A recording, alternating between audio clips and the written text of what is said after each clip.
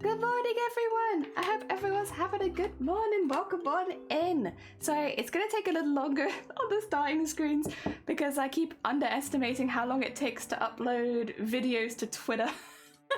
I mean, to be fair, at least Twitter lets me do it, so I can't be that mad. Discord was like, nah, with the last one. I did not want to do it at all. Oh dear. So yeah, you know Lisa's doing that. Let me just double check that everything has gone through. So at the moment, for context, I'm uploading daily reels of the VTubers I've made so far, just leading up to when we can open our VGen page. So I'm kind of just getting that ball rolling, but it's technology, am I right? Dico, good morning. I hope you're doing well. Welcome on in. And Magnus, welcome on in. Let me have a little sip. It's very, very warm right now. Oh, also, I've just realized you can't see me do it, but you'll have to trust me. I took a tiny, tiny sip. I want to go to the collector today because we're going to be doing some more smocking today. Hello! So today the plan is do a little bit more smocking because it's not as warm as it has been last week. It's still quite warm today though. We're in that like thunderstormy kind of at the end of a heat wave sort of weather. So it's still quite muggy. It's not as hot as it was, but it's still kind of warm. So, but I think I literally have it on my PC right now. It's saying temperatures set to drop. So we should be back to normal by tomorrow. So plan is smocking today, stickmen tomorrow. That's the current plan, unless it decides that we're going to stay hot for a lot longer. But I hope everyone had a good weekend. I didn't stream this weekend. One, because it was still really hot and it's like, but also because I wanted to get lots of editing done. And so that's what I did. I've been editing all weekend. I have edited all of the reels now. They're all prepped to come out. There's 10 of them in total. Turns out I've made 10 chibi VTubers now. So we have 10 reels coming out for all of them. Oh my god, sorry, this is a playlist I've never played before, so I don't know when it gets loud and when it gets quiet. It was recommended to me by YouTube. It's Gone Fishing, relaxing fishing music playlist. I was like, hell yeah! That sounds good. I want a relaxing fishing music playlist. Let's go. Oh dear. But yeah, so I've been doing that all weekend. We should have them all coming out. Also, there we go. If you weren't here on Friday, for those who don't know, I have been accepted as a VGen artist. It's something that I applied to a while ago and they let me in. It's basically, if you don't know what VGen is, it's a place where you can commission VTubers but also like streaming assets and stuff like that. Oh, have a lovely lurk, Magnus. Take care. Enjoy your lurk. But yeah, you can do VTuber stuff, but also a lot of streaming assets, as well as just commissioning artists for art that you might want. Doesn't have to be streaming related. But the thing with VGen is all of the artists are picked by the website. So it's one of those things is there is a screening process, which means that you can't just sign up and be an artist and be done with it. So there is kind of like, it's not that there won't be any bad actors on VGen, I'm sure there's a few, but the majority of the time you've had to apply to be there, and if they've let you in, it's because you have a good work history. So yeah, it's good. I'm glad to be on that. I actually applied for this, I want to say like 6 months ago, maybe. It was around, yeah, it was probably around 6 months ago. So I have been sitting on this for a while, hoping to get in. I did get a message from them saying that they were just having like a bit of a lot of people applying, so there's a bit of a wait list, but that there wasn't anything wrong with my application. I didn't need to apply again, I just had to wait. So yee! And then I got in and I'm very happy. My page isn't actually really fleshed out yet. Again, I am sorting stuff out. With opening a shop, you want to make sure that everything is right kind of from the beginning. So I'm doing that right now. If you go to my page, you will see there is just like videos that aren't showing. It's because they've not been posted yet and stuff like that. My portfolio is only 2 VTubers, which is not true at all. But yeah, it's just small things. Slowly they're coming in. We're getting there. And yeah, I'm happy. I'm happy days in. Jeans, good morning. I hope you're doing well. And Shifty, good morning. Tampon in steak. I hope you're doing well. Did you get thunder yesterday, Shifty? We had so much thunder here. No lightning that I could see, probably because it was very cloudy. Tampon in steak. Did you do it twice or did I do that twice? I think I did that twice, huh? I don't know why that's happened. You got 2 for the price of 1. I'm not tickled. No tickles. Dear. Tickling is filthy, and we don't do that here. Absolutely not. As you can see from the quote, we don't do that here. You had some thunder with you too? Yeah, it was like super loud yesterday. We didn't have any visible lightning, which was nice. It was just the really loud, like, banging thunder. I think we potentially expected a little more this morning. It definitely, you can kind of feel like it might happen. It's very muggy. It's super dark outside. I don't know if that's reflecting in the lighting here at all. I'm sorry, I did my best. It's really dark right now. But yeah, if it does, it does. Hell yeah. I'm up for it. I'm up for a daytime thunderstorm. Why not? But yeah, so we have our VGen page. It's slowly being updated. On the YouTube right now, I'll be posting a reel every single day, same as on Twitter, same as on TikTok. But I would say if you're interested, YouTube is probably the best bet because YouTube has the short version and the long version, whereas all the others have either one or the other. So yeah, I would say if you were interested, YouTube's the best until VGen's page is fully all fleshed out, and then we can they'll have it there because it has a portfolio built in. So until then, and eventually that will be done. Hello folks, I dislike storms. Haplin, I hope you stay safe then. Dear. Also Matrix, good morning. I hope you're doing well. And Haplin, good morning. I hope you both had a good weekend. Flesh? Yeah, we're fleshing it out with flesh, actually. Yeah, it's an unusual response, but we're actually taking my internet VGen page and we're filling it full of flesh. Fleshing it out. No, right now the portfolio only has 2 videos in it, but the reason it only has 2 videos in it is because I don't want to upload them all at once. 10, well actually it would be more than that. It'd be 20 reels because half of them are shorts and half of them are videos. 20 reels in one day would probably overload my YouTube channel, considering that I don't upload for months at a time. So I've at least spread it out so that it's 1 a day. And it also gives, I think, all of the people, because obviously they are commissions or they are art for other people, it gives all the people that have made art for their own time to shine rather than just blanket posting them all at once. So yeah, we have another one tonight, another one another night, another one the night after, and then another one the night after that. So it's very exciting. I had a lovely weekend. I keyed a local food festival and you had lots of food. Oh my god, that sounds lovely. Hell yeah. Also, I think, 2 seconds. Is it that time of the month? It might be. Or I need to gift Nightbot. Oh, no. Oh, well. I clicked the wrong button. Well. What did I do? I swear. Andrew's gonna be like, what? What is Jenny gifting me a sub to her own channel? That's not what I wanted to do. Oh my god. I need to gift to a specific viewer, and it needs, like, look, actually, you know what? As long I'm okay. Andrew got it. Happy days. I'm glad Andrew got a sub. But hello, Nightbot, okay? Yeah, now Andrew has to deal with all of them. When they come back in, make sure we tell them, hey, can you do all of my shout-outs from now on? Thanks, Andrew. I really appreciate it. Nightbot. There we go. Yes. Get ready for another gifted sub. Oh dear, there we go. We fixed it. Now Nightbot will be doing that. Very nice, very nice. And it depends on IKEA, Robert. I would recommend it.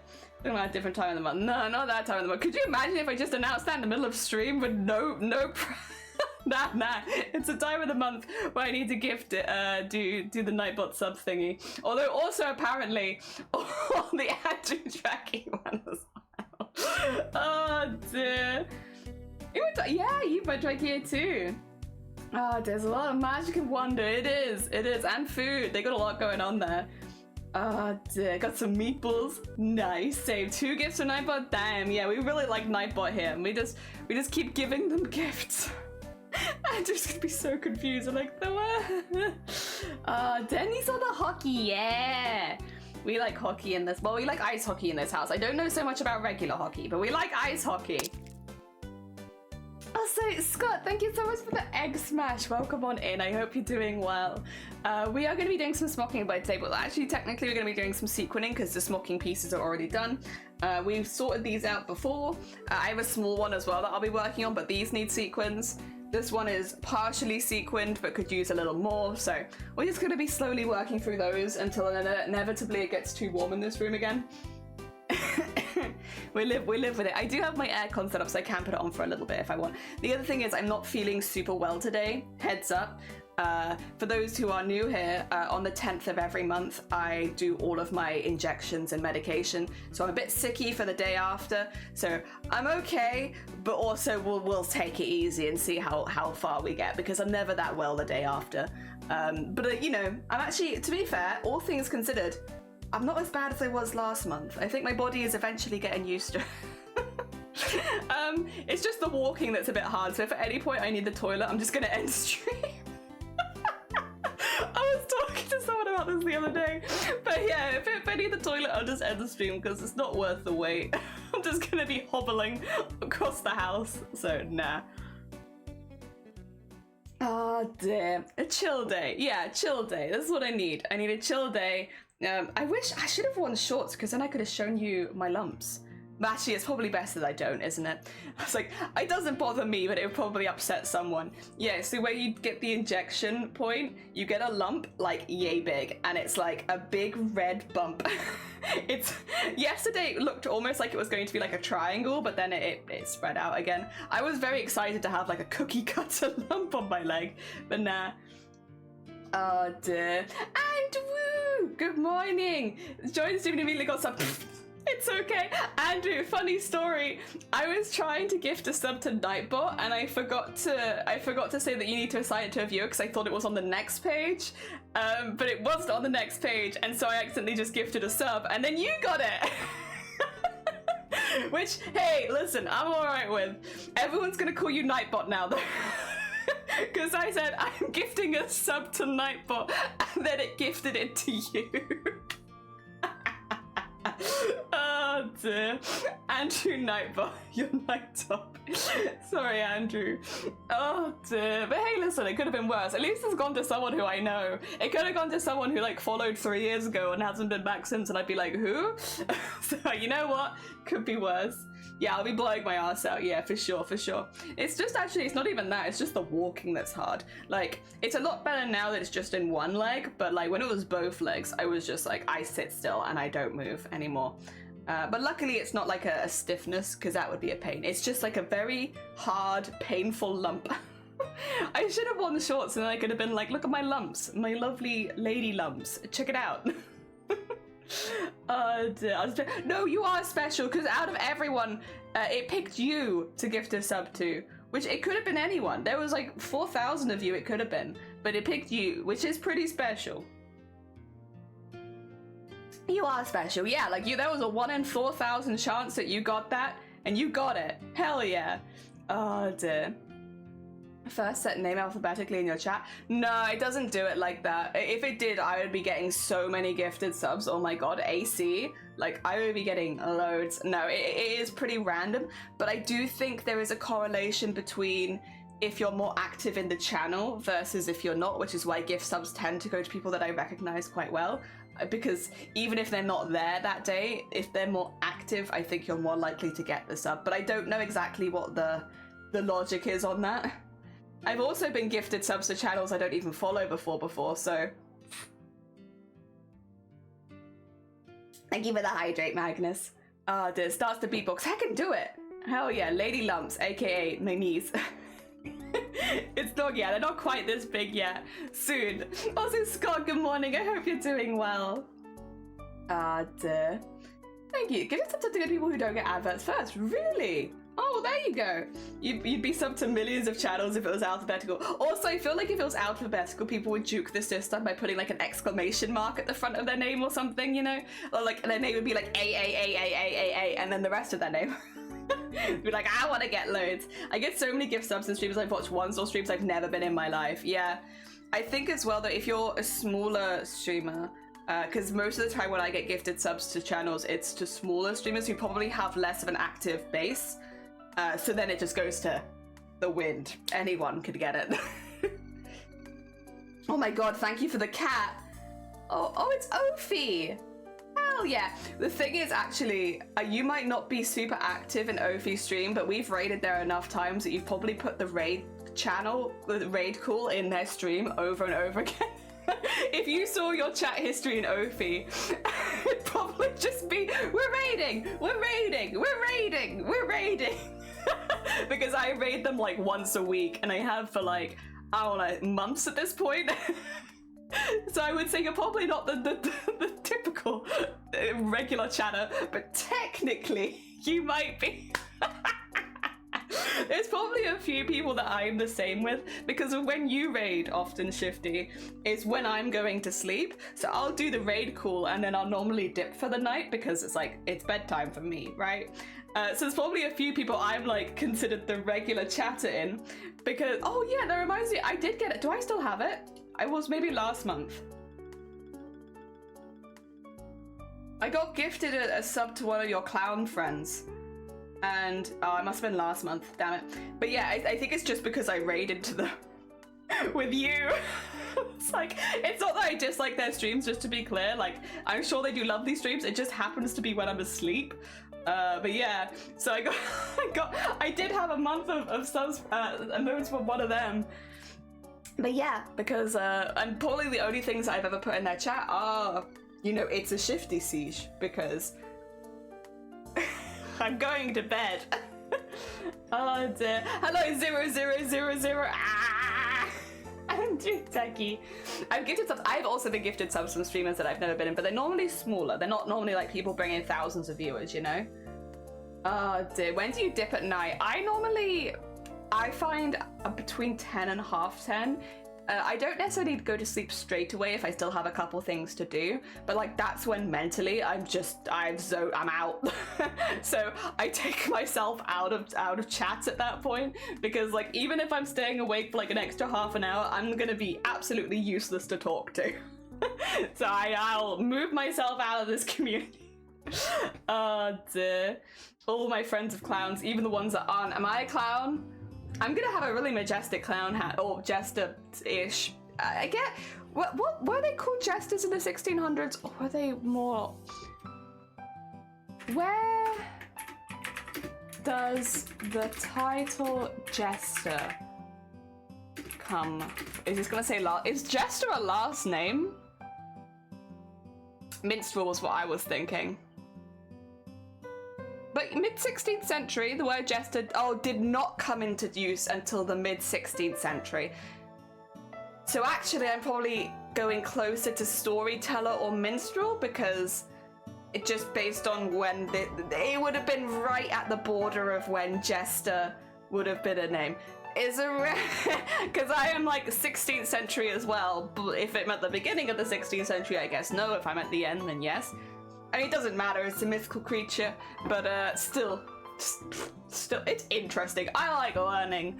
Damn. Okay, that makes sense. Yeah, I was thinking minstrel, but storyteller actually would kind of work for this costume, just based on the panels being part of the story, so maybe I'll go with storyteller. I kind of like that. I like the idea of being the storyteller. That sounds fun. Everyone will think that I'm doing D&D or something, but I'm not. I could do. Damn. Dip isn't sleeping. I thought you meant like churros. Oh, you know, I would take churros. I would not be against churros right now. That's another thing. I always get a lot of cravings because it makes you really, really hot. If you've never had migraine injections, lucky beans. But like, they heat your whole body up like you're having hot flushes for several days. All I've craved for the last day is like desserts and ice cream. I was like, I just want to eat ice cream every day. Etymology is fun. It is interesting. Hell yeah. Do you say jesters and mystical creatures?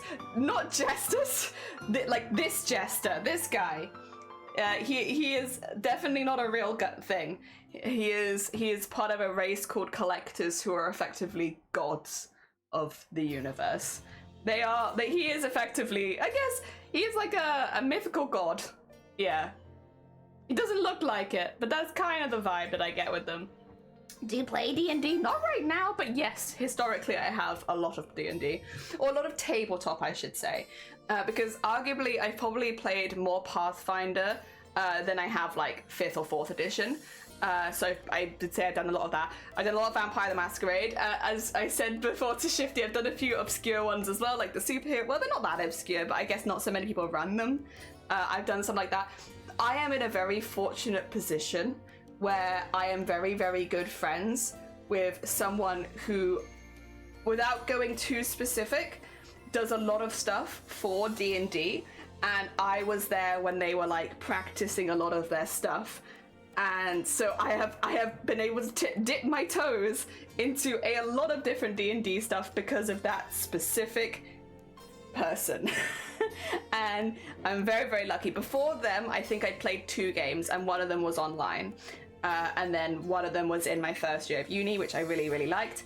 And then Dip, I swear, we're gonna have to have a chat, Robert, because I think you need to go have your ears cleaned out. Your ears are filthy, and obviously, I think they do it at Specsavers. You can go in and they'll like drop some solution in your ear, and then maybe you'll be able to hear.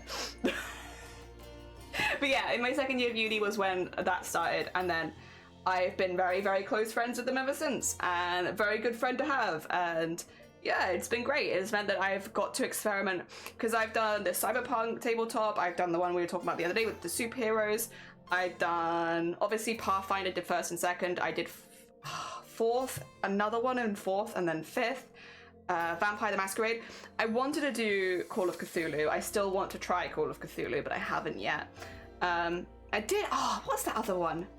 I've done a lot, and a lot of them are like one-shots, like as a practice. So it's not like a full series, so I've done a lot. The superhero one I think was... that was for a few months, but it was still relatively short. Cyberpunk, we tried to get into Cyberpunk, and we all decided that it was just so complicated. Like, the sessions were taking so long and we were getting so little done, it was like, would we rather try the next one, which is what ended up happening. I like the world of the Cyberpunk, like, tabletop. It's really, really cool, but there is such a steep learning curve, and, like, it was really hard as well for the DM who was also learning it. They had a better idea about it than the rest of us, but, like, it's very complicated. World of Darkness I like. I've done Vampire the Masquerade. I would like to do... There was another one I was going to do and I haven't, which was more werewolf based, which was going to be interesting. I would still kind of be up for that, because I did enjoy World of Darkness, but we'll see what happens. I'm going to assume it's not happening at this point. Dear. And then, yeah, like a lot of one-shots. I've been very fortunate. I've also had a lot of DMs, which is also, it's nice because you get like a different vibe for each DM. And I think I would say I've enjoyed the styles of all the different DMs. Some of them are obviously more confident than others. Like, some of them are actually professional DMs, which they're very good. But yeah, no, I've had a really lucky time with Dungeons and Dragons. I've played a lot, but then at the same time I would say I've played more of everything else than I have of D&D, because of the people that I've known wanting to test new things all the time. But I've enjoyed it. I'd play a game DM by Jelly. We'll see about that. It was on my list. Oh dear, it's on like 30 quid. Hell yeah. Why is it very stop-start, the Cyberpunk? My current GM really wants to run a game, but I'm not sure. What's it very stop-start? You had to keep double-checking things because there's so many rules in Cyberpunk that are a bit different to other tabletops. Also, I'm a person. Good morning. I hope you're doing well. You really want to run Call of Cthulhu? I want to play Call of Cthulhu. I'm going to have a little bit more look into it first, because I was nearly part of the campaign and then I wasn't. Pandemic stuff, you know how it all happened. But yeah, I'm definitely interested. But yeah, I'll have a little more look into it. Is it an effect or effect? It's maybe here's the thing. If the whole party knows Cyberpunk really well and is already familiar with the game, you could have a really good time doing tabletop. If one person isn't familiar, you'll be spending half the session making sure that they're doing the right thing. which takes so much of the role play and fun out of the game when you're having to just keep stopping and making sure that's because unlike other games where a lot of the DMs like to be a bit more free with the rules from what I've experienced, you can't really do that with Cyberpunk. Like, there is not really a lot of freedom. It's not a lot of, I'll just try it. It's like, well, no, actually, you've asked to do this thing, so now you have to do this, this, this, and this. And then depending on the outcome of this, you have to do this. And it's so much that, again, if you know the world really well, you'll probably have a really good time with it. But if, again, even one person at your group doesn't know it, I wouldn't, it's going to sound awful. If 4 of you know it really well and one person doesn't, I would recommend teach them about it before having them in the game, because it's just not fun when you have someone who doesn't know. And I kind of think that sucks a lot of the fun out of Cyberpunk in general as a tabletop, because I like welcoming new people and like playing alongside new players in D&D and Pathfinder and World of Darkness. Like, that's really fun, but it's not fun in Cyberpunk, and it's what it is. Oh dear. I've never played D&D. I've been keen to try it for a while. Just don't know if there are any communities in my part of the world. Yeah, I think if you are looking for a place to check it out, I always recommend looking for like game shops and stuff like that to see if they're running any events, because if they are, you might be able to take part in a one-shot and see if you enjoy it. And then if not, online is an option, but it is difficult online if you don't already know the people, to be honest. Oh dear. Also, hey, you're a person, you can call me person. How are we doing today? We're warm, but we're doing good. We got a lot of good sewing stuff to get to, and I always enjoy talking about D&D. There needs to be a version of Tinder or Grindr, but for like D&D. Yeah, honestly, there kind of does, because so many people want to play D&D. The thing is, and this will always be the most difficult part of doing any kind of, trying to organize anything outside of a store, is finding a time where everyone is free every single week. Because in a store, they'll be like, we do D&D on Wednesdays at 8 p.m. If you can make it, great. If you can't, get fucked. Like, and it sounds harsh, but it means that people make time for it. Whereas when you're in a group and it's like, oh, who's free Thursday? Oh, you can't do Thursday, can you do Friday? How about we switch to Sunday? It'll never happen. You have to find, either you have a DM who will set a time and you either make it or you don't, or you're just screwed forever, to be honest. It's really, really hard. So yeah, I think if you're DMing or if you're the person leading, because I'll be honest, I've led groups not as a DM. I'm just a very assertive person, where it's like, it's happening on this day, it's happening at this time. If no one can make it, we won't run it. But this is what's happening, okay? Turn up or don't. We only need 3 people and I'll still run it, kind of thing. And yeah, if you can't be that assertive, it's very difficult to do online. A craft to snom dance. Oh my god, a snom dance. A craft to snom dance. A snom dance. Good morning, Jason. I hope you're doing well. Welcome on in. D&D date, roll the dice and find your math. Aww. No, I like find your maths. I would like to find my maths. Where is it? Agree, yeah. So I gave up on DM for a while. Yeah, it's like, it sucks, but if you're doing it online, there's a certain firmness you need with people, otherwise everyone will just flop around forever. Like, I think as well, it probably doesn't help. A lot of people that play D&D are not particularly assertive people outside of their role. Which means it can be quite difficult trying to organize a group of people who are a bit anxious. You kind of need someone to come in and be like, right, we're gonna herd you all up. You're all coming on this date, whether you like it or not. And if you can't make it, make yourself free. Oh dear. And that's me. I'm the person with no boundaries. Oh dear.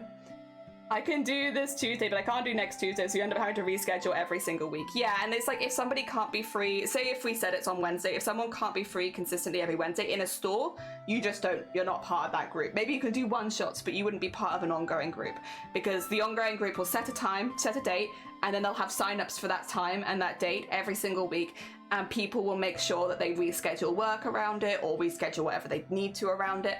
I will say in a store, it's normally only like 2 hours, maybe 3 hours tops, to try and make it as easy as possible for people to do that. But that's why I think stores is the best way to go for a new person, because you know what time you're expected to be there every single week. And if you can't make that, then you can't. If you can, then you can do it every week. It's better than it being up in the air and being a different time every single week. Rolled a kiss on the cheek, end up engulfing nose. Oh.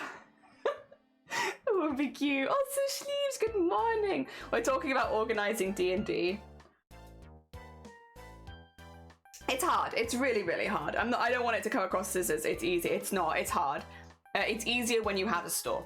If you have a store running it, it makes it a lot easier for new players as well, because I'll do one-shots and stuff like that, like one-shot Wednesday or something like that, and it means that on Wednesdays it's a one-shot you can drop in and just play.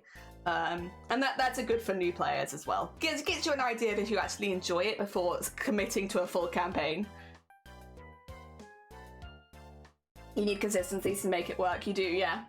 It's not fair to agree with all of a sudden their only cleric happens to be unavailable for the final boss battle. I think if it's like a one-off, most of the time the DM will take control of the character and just make sure that you don't make any big life decisions with them. Like, I've had to have that happen before. Like, the Vampire the Masquerade campaign ran weekly for 3 years. And obviously there are times in that 3 years where I couldn't make the time. Like, I had something going on, and so did everyone. I think if more than half players couldn't make the week, we cancelled that particular week. But most of the time, the DM would just take control of the characters who weren't there. Because, again, it's a 3-year-long campaign. Of course there are going to be days where people can't make it. Also, 10 months of supporting this amazing streamer, and what an amazing community. May all your projects be successful. Epi, thank you so much.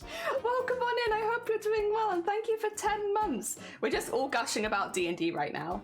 Please, no, the flashbacks. New players, I reckon you also need a very patient DM. Well, I'll be honest, most of the DMs I've met are just all quite patient people. Like, I don't think I've ever met, I'm sure they're out there, but like, I don't think I've ever been under a DM that hasn't been pretty patient.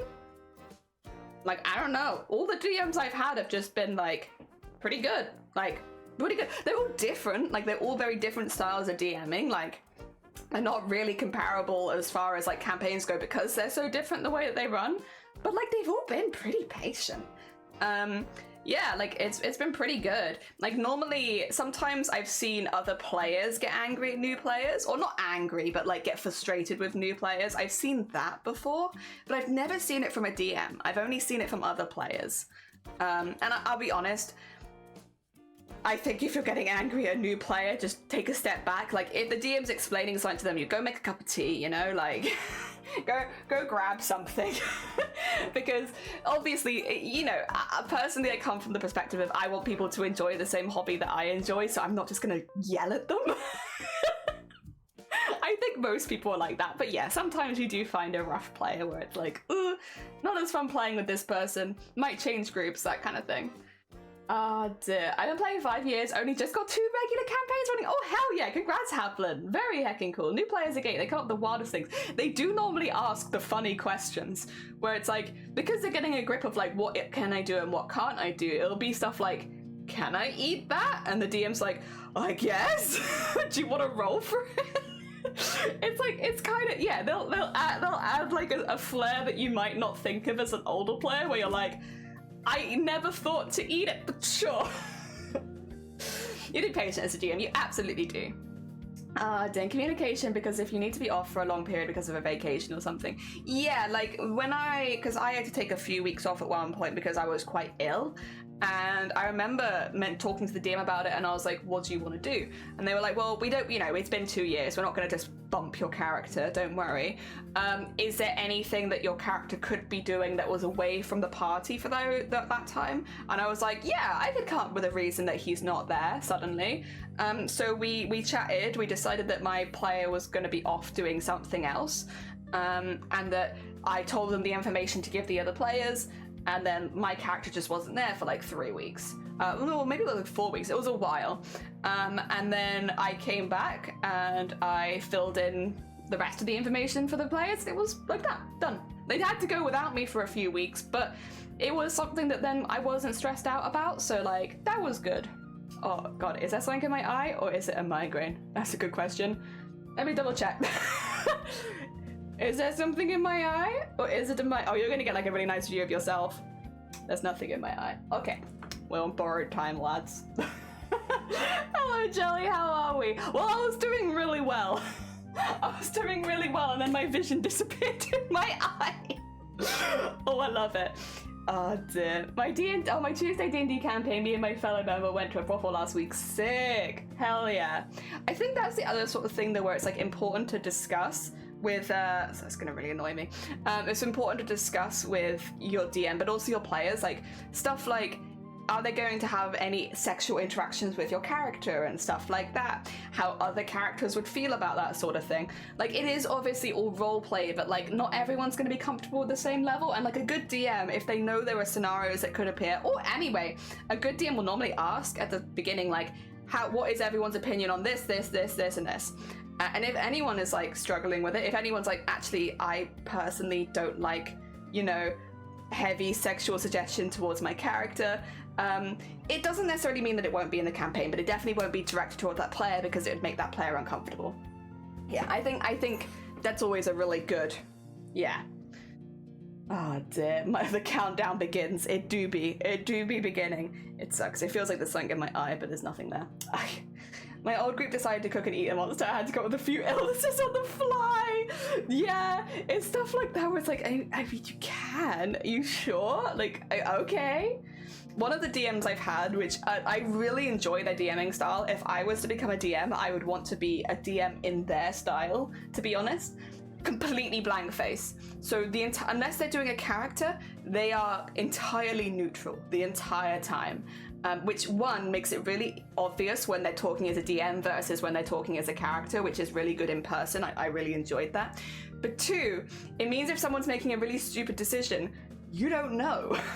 You don't know because the DM is like, yes? Okay, what you want to do is you want to roll this, this, and this. Okay?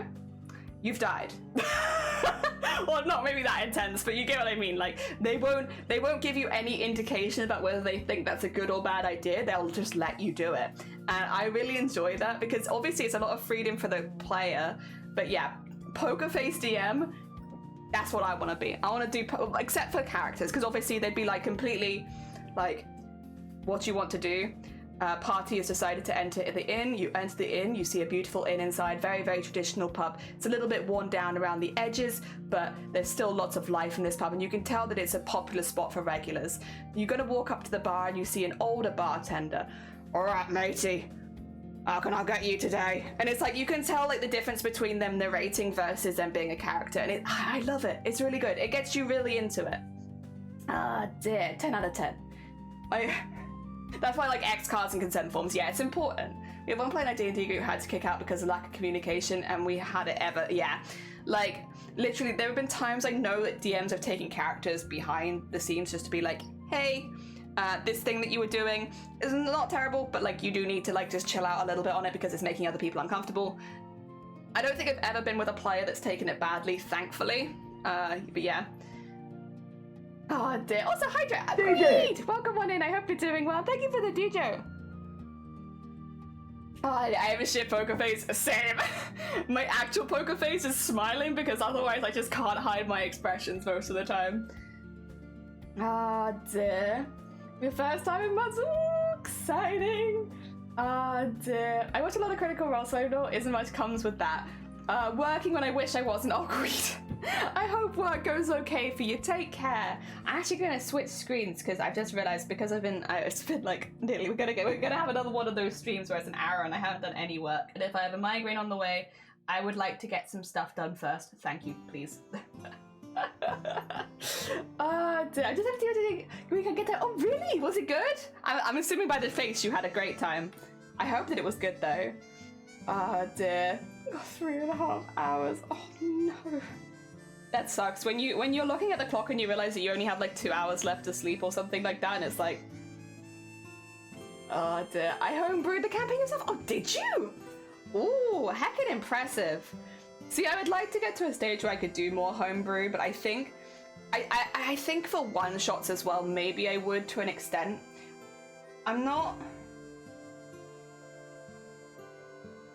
I wouldn't say I'm the most knowledgeable about traditional D&D, to be honest, because it's like probably one of the ones I've played the least, like 4E, 5E.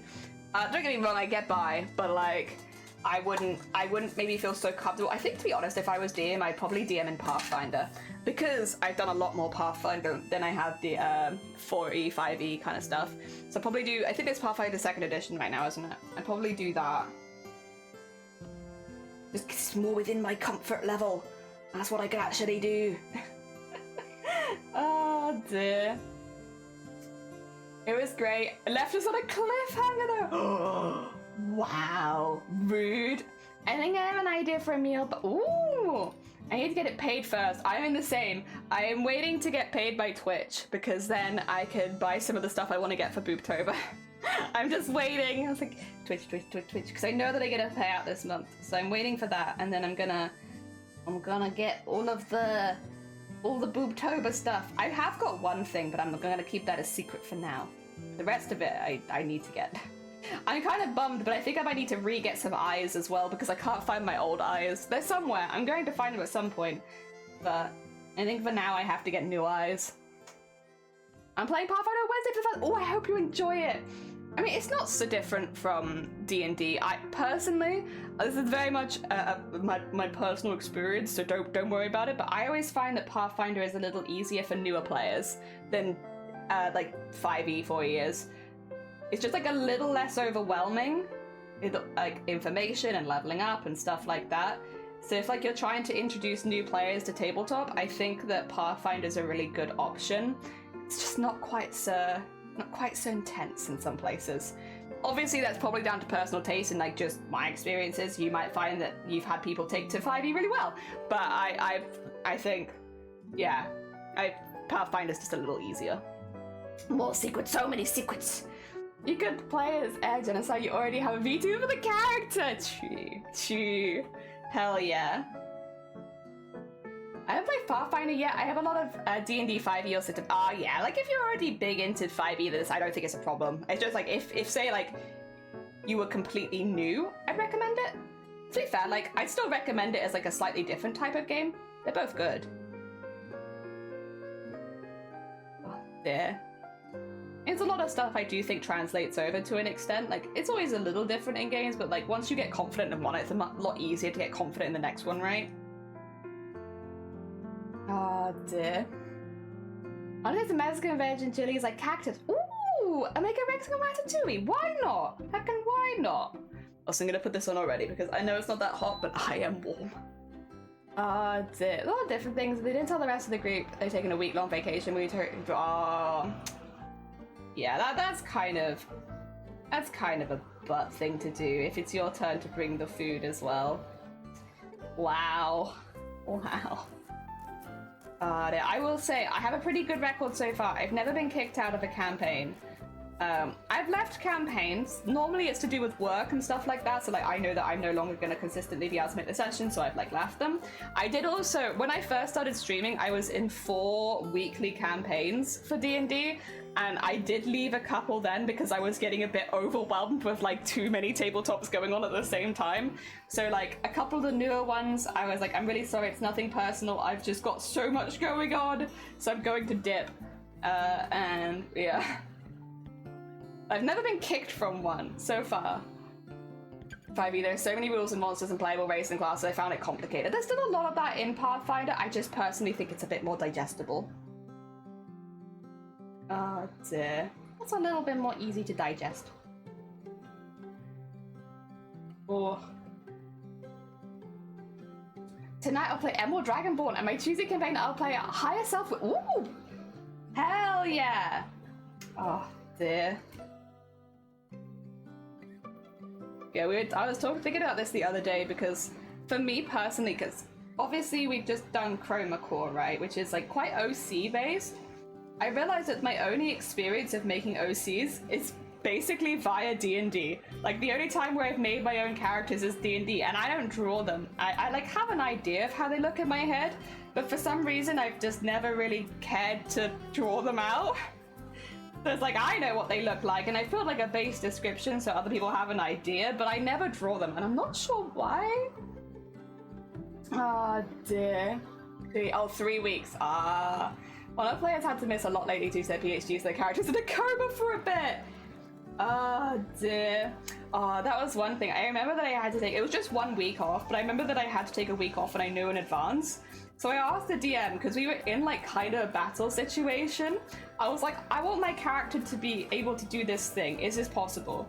And I talked to the DM about it and they were like, yeah, there'll probably be a situation where you can do that. I'll give you like a little, because this was online at the time, they're like, I'll give you a poke when I think is the best time, and we'll do that, and that means that you can take a week out. I wanted to do like the diving in front of a bullet for the friend. So I was like, you know, if there's a good opportunity, will you let me take a bullet for someone so that I can just take next week off resting in a hospital or something?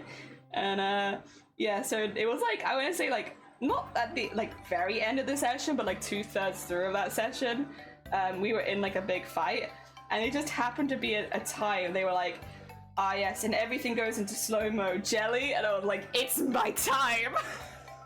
I'm taking a bullet. Very fun. And yeah, I meant I took the next week off because I was resting and recuperating.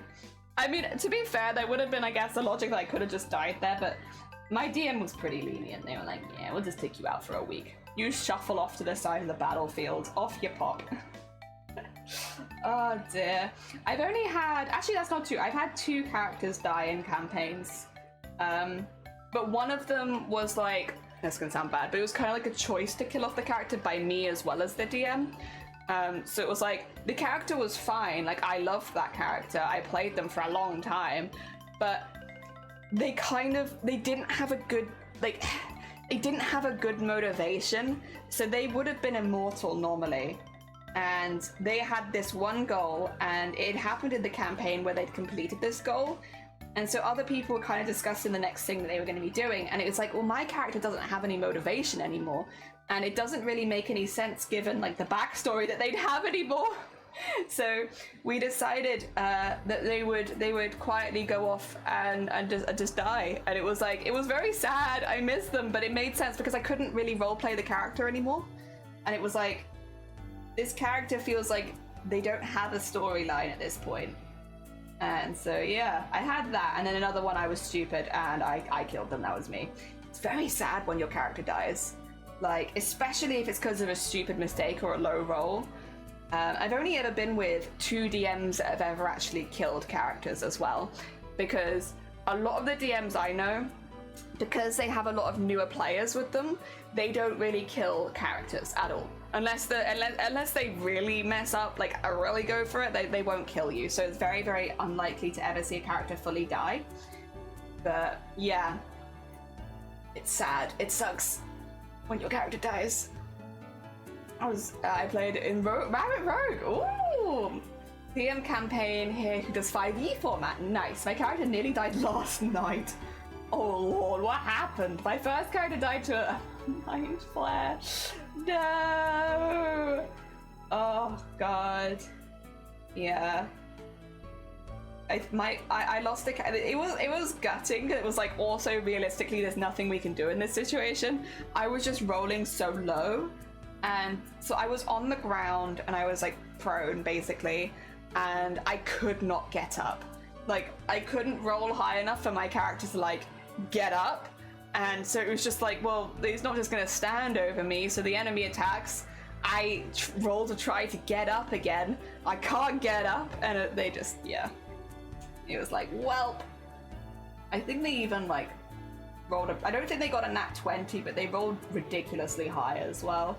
It's just like, it's just one of those things. Sometimes the dice are like, actually, no, your character dies here. I think it was only, like, the second or third session as well. Because, like, I had to I remember I made this whole character, I was really happy with them, and then I had to make a new one. Because they died immediately. I was like, excuse me. I'm chasing them down because the character was an Iris, and he would have done that just to fill an intelligence check. Does anyone do Discord campaigns? I don't, but yes, people do. Also, Zell, good morning. What are you doing? Oh no, you're fine. Do not worry. Welcome on in. This is smocking, so it's like an old-fashioned manipulation of fabric technique. I have a bigger piece which I can show you. So like on the back, it's like old knots and ties and stuff like that. But then on the front, it becomes this like really pretty pattern. It's like a very traditional method of making fabric look really fancy. Because the piece we're doing is from the 16th century and smocking was popular around that time, I am adding in some 16th century flair with some hand stitches. It's a very slow technique, but I think it's worth it. I think it looks really cool. A worm thing ambushed us and I was low in turn order and I couldn't rip the damage away. I got hit with 2 oh my, see, it's like times like that where it's like, what do you do? Like, DMs most of the time don't want their players to die. They want them to suffer, but they don't want them to die.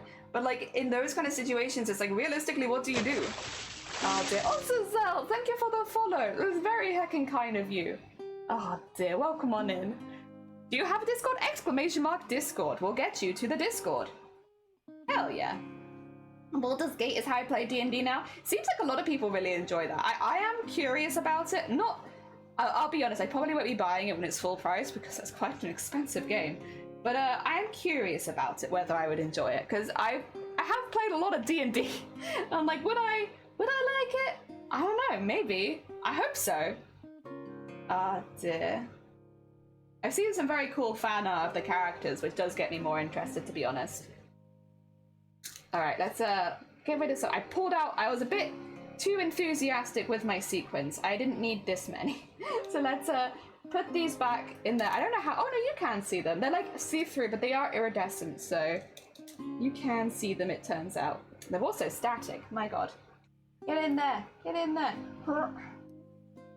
I would sweep them off the desk, but I know that they'll be absolute butts if I do that, and they'll all just like static away from it and like fall on the floor. It's happened enough times where I have tried to sweep things off the desk and no. Okay, there we go. Got them all back in the pot. I'd be careful with them because I need so many of these. I don't want to lose even one if I can. Ah, dear. There it is. I have Discord. Yes, there you are. It's secretly pure silk. Oh, I wish. That would be amazing. I mean, then again though, if it was, here's the thing. I feel like I wouldn't smock it if it was such a fancy fabric. You know, I would probably do something else with it that kind of was like more emphasizing the fabric, whereas smocking, I guess it kind of does, but there's a lot of decorative elements that I'm adding as well. And the reason I'm doing this is because this is like a super cheap fabric. So like by adding all of the little like, because this fabric has been smocked, painted, sequined, it's gonna then get embroidered. Like, because it's so many steps, I feel like it can make a cheap fabric look expensive, but like the fabric is cheap. Like lining fabric. Oh damn, I've had such crap luck. I was rolling all night and GM did not miss. Oh god, you have those days. It happens to everyone. Like, what are you gonna do? Sometimes the dice are not in your favor. I have one set of dice, it's unbalanced, I don't use it because it's not fair, but I have actually got an unbalanced set of dice, and I, for the longest time, just thought I was the most unlucky person because it would weigh down and make it hit like a nat 1 constantly, and I was like, oh my god, I'm so unlucky. And I love these dice because they were like rainbow dice, and I was like, oh my god, amazing, love that.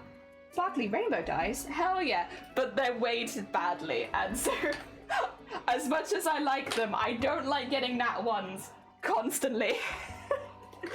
Oh dear. It's one of the few games I bought full price. Yeah, it's not like a couple games a year that I'd consider buying full price. I'm kind of saving myself a little bit at the moment though, because obviously, first of all, renovations, 2, costume, 3, Boobtober.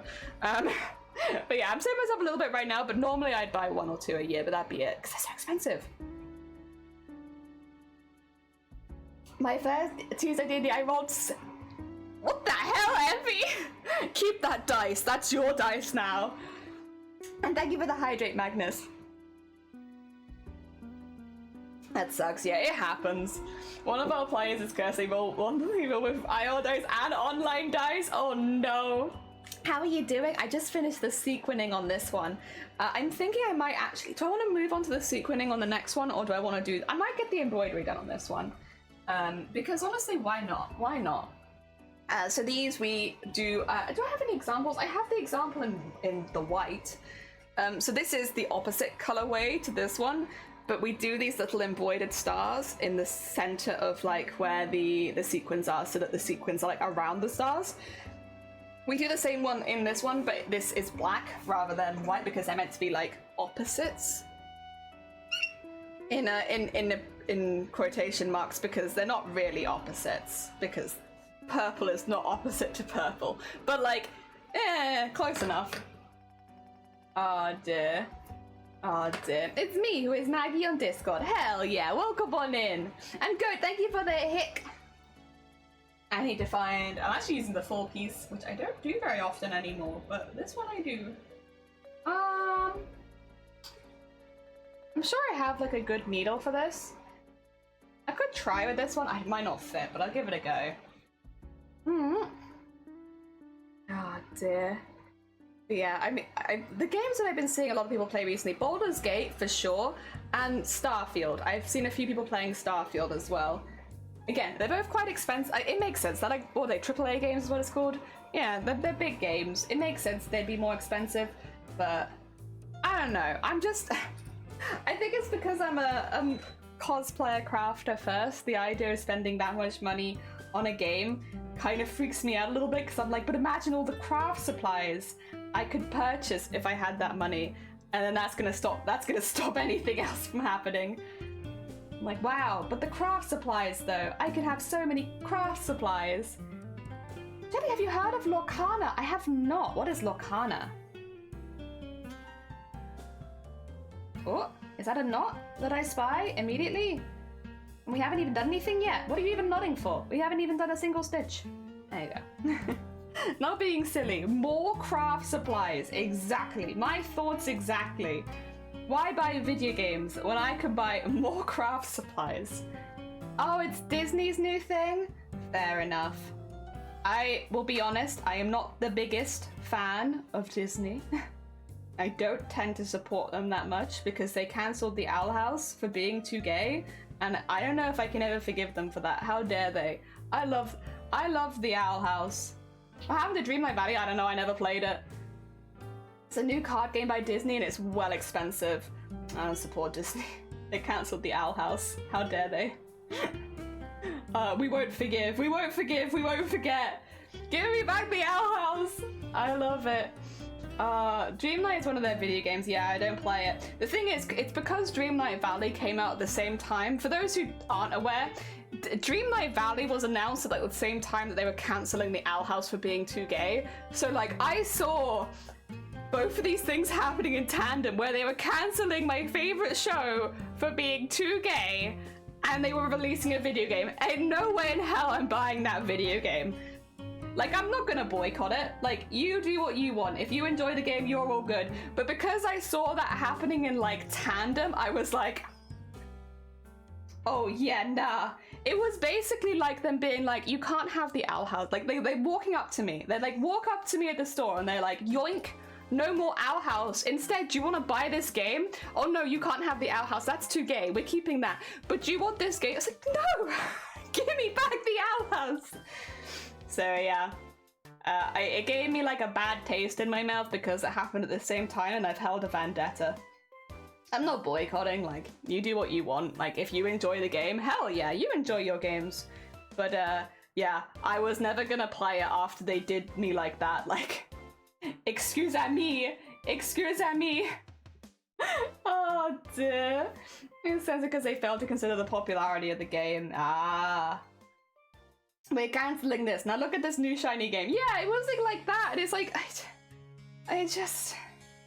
Yeah, again, I don't know that it's necessarily, like, it's not the Disney Dreamlight Valley team's fault, but, like, because, you know, obviously the people that make the game are, like, very different from the people that were cancelling the Owl House. It's all underneath Disney, but they're two different groups. But, like, it was just having it done at the same time. It was like, what? Oh dear, it's not my new job. I have to learn how to play it and how to play Yu-Gi-Oh! Whoa! You're playing Yu-Gi-Oh! Now Yu-Gi-Oh! Is one that I have some experience with. I collected those cards as a kid. Never knew how to play it, but I loved collecting the cards. I liked all the pretty pictures, and I liked finding my favorite like monster cards and stuff like that. Wasn't so much, I didn't really care so much about the spell cards very often, but I liked finding all the pretty ones, and I used to like practice drawing the art on the cards because I liked it so much. So like, I'd look at the card art and I try and replicate it, and yeah, it was good. The good times. I enjoyed that. I did that a lot. I did the same thing with Pokemon. I had like a Pokemon bedsheet, which had all of the original 151 Pokemon on it. I'm sure everyone is very jealous of my bedsheet. It was really, really cool. But I had that, and then I would take my Pokemon bedsheet and I'd find my favorite Pokemons on it and I'd draw them. I'd be like, yeah! I draw my favorite Pokemon from my Pokemon bedsheet. I wish I still had it. I was like 2 though, so I wouldn't still have it, but still. I was like, Fairy, good morning. Thank you so much for the thank you so much for the follow, McDoodle. Wait, McDoodle 2? Wait a second. Wait a McSecond. That's not McDoodle. Who the heck is that?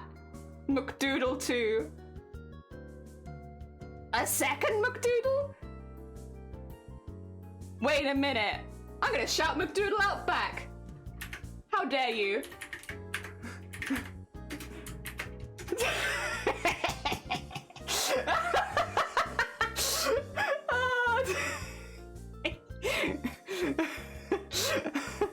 Oh, what the hell, McDoodle? No. Don't you dare. Sorry, you can't see this, but I'm absolutely not allowing this. Absolutely not. You get back in there again. So, get back, go back where you came from. Oh dear. Sorry, I didn't know. Wait, did you actually raid? I just didn't get the no. So, a lot of people are suddenly in here. I'm like, send them all back. Get back where you came from. Sherry, good morning. Nick, good morning. Co, good morning. Good Fortune, good morning. Eddie, good morning. Bo, welcome on in. I hope you're doing well. Excuse me, I'm just fighting McDoodle. Oh dear. And me, welcome on in. And Copa, welcome on in. And Jenny, welcome. Hi Nick, I hope you're doing well. Welcome on in. Jelly's trying to force McDoodle to go back. I can't because I'm a baby channel. I'm only 2 weeks old. McDoodle, welcome on in. I didn't know you had a second channel. Also, Good Fortune and Cherry, thank you so much for following. It's very kind of you. Oh, Doodle can't officially raid because her alt account is less than a month. Oh my god. Also, good. Thank you so much for gifting a sub to McDoodle too. I was like, I hope she doesn't think I'm a troll. I thought it was just you, and I was like, well, I'm not gonna allow you to just shout me out middle of stream. I'm gonna shout you out back. And then I realized you had a 2 at the end of your name, so I was like, all right, let me go see what the hell this is about. Saw that it was you, and I was like, right. And then I saw you spamming my Twitch in the channel, so I was like, well, I'm gonna spam that Twitch in my channel then. Like absolutely not. Just if you're doing it to me, I'm doing it back to you. Welcome on in though. I hope you're doing well. How was your stream and what were you gaming? I didn't know you had a new channel. Is that gonna be like specifically just for games? Because if so, I've always really enjoyed your gaming content. I'd definitely be up to seeing more. I know, because normally, for anyone who doesn't know, McDoodle is normally a musician. They play a hell of a lot of different instruments and stuff like that. So you'll normally hear them doing different remixes of songs and stuff like that. But every now and again, like normally I want to say it's like around celebrations and stuff like that, they'll do like a horror game, or they'll play some Dead by Daylight, or they'll play a different game. And I've always really enjoyed those streams. So yeah, no, I'd definitely be up for that. Oh dear. Atlantic, good morning. I hope you're doing well. And Zoo, welcome on in. And Lanky, I hope everyone is doing good. And Bohammer, I hope you've had a good weekend. Oh dear. Minecraft, and yes, that's the plan. Yes. Yes, more gaming content. Hell yeah. For anyone who's new here, by the way, hello, hi, my name is Jelly. I am a cosplayer based in the UK. I do a mixture of cosplay and craft. I did see someone come in earlier and ask where the stickmen are. The stickmen are next to me. We're kind of in the middle of a heat wave in the UK right now, and having the stickmen on top of me is like wearing a blanket. For those who haven't seen it, we are doing a stickman for every follower because we recently hit 4K. So we're doing 4,000 stickmen. But the piece of fabric is so big that like having it on me is like wearing a blanket, and wearing a blanket in the middle of a heat wave is like no, not for me. Thank you anyway. So yes, we're just waiting for the heat wave to pass, and then we'll be going back to stickman. In the meantime though, I am making a really big costume for the hopefully November 2024, so a year in November, for Crown Champs. This is the collector from the Owl House. Hell yeah. It's we're doing the 16th century version though, so what we're technically doing at the moment is Well, we've done smocking. It'll end up looking like this, but in a different color. It's like basically like tying and manipulating fabric into pretty patterns, and then you add sequins, and then you add sparkles and all that good stuff, and it ends up looking like this. And this will be a shoulder pad, eventually. There's 9 per side. Oh dear, how are we? I'm good, thank you. I drank too much Gatorade trying. Oh, God bless you. At least I'm glad you're staying hydrated. Too hot for the stickmens. How many stickmens? I think we're at like 250 because I just stopped doing it for a while because it was just so hot. And so yeah, about 250 still go. We haven't really gone up yet. Oh dear, craft you say. Yes, craft. We're big into craft here. Oh dear. Oh, self-made, cool. Yeah, I love homemade. I'm very big into it. Also, McDoodle2, thank you for the follow. That's very kind of you. I should say, dude, if you need to go and look after yourself post-stream, like if you need to go to sleep or like eat, I'm not sure, but you're more than welcome to. Like, as much as you're very welcome here, please do get yourself some snacks. But yeah, big into craft. McDoodle's playing my... Oh, right. Yeah, right you are. I do like Minecraft, to be fair. Like, every now and again, a friend of mine will have, like, a server and I'll play on them for a while, because I do like Minecraft. I like the building, and I like just mining forever and ever and ever. Getting food and lurking. You're good. Take care. No, thank you for popping by. I'm sorry for missing the raid and just be spamming your stuff. Can't stay longer. No, you're fine, Sherry. Take care of yourself. Enjoy the rest of your day. I hope that it goes well. Thank you so much for popping by. Yeah, we're just adding some... It's a bit difficult to see, but we're adding little black stars or like diamonds into the center of this, just so that it like kind of pops the shape out from the center of the sequence. Otherwise, it gets a little lost. For those who are not so much in the cosplay sphere, Crown Champs is like a really, really big cosplay competition. It's one where every country that takes part has a representative. So you basically compete to be your country's representative, and then all of the representatives compete. And I believe that's in Chicago at C2E2. American people can correct me. C2E2, I believe, is where the finals are usually held. But yeah, like obviously we have a representative from the UK, a lot of European countries also will send a representative, and yeah, it's really fun, and so that's what I am aiming for. It's a very big cosplay competition though, so you want to make sure that you're like putting thought and effort into every single stitch. Ah dear, sorry, look too much losing. Like we're shouting each other out, spamming. Oh yeah, if you're on both sides, it probably looked very confusing. Does C2E2? Yeah, that's where I'm going, Gorbet. Yeah, to Star Wars. Is it C2E2? Is that the name of the robot? My new financial accounting instructor looked like nice guy. One of the things said, look at this picture and appreciate it.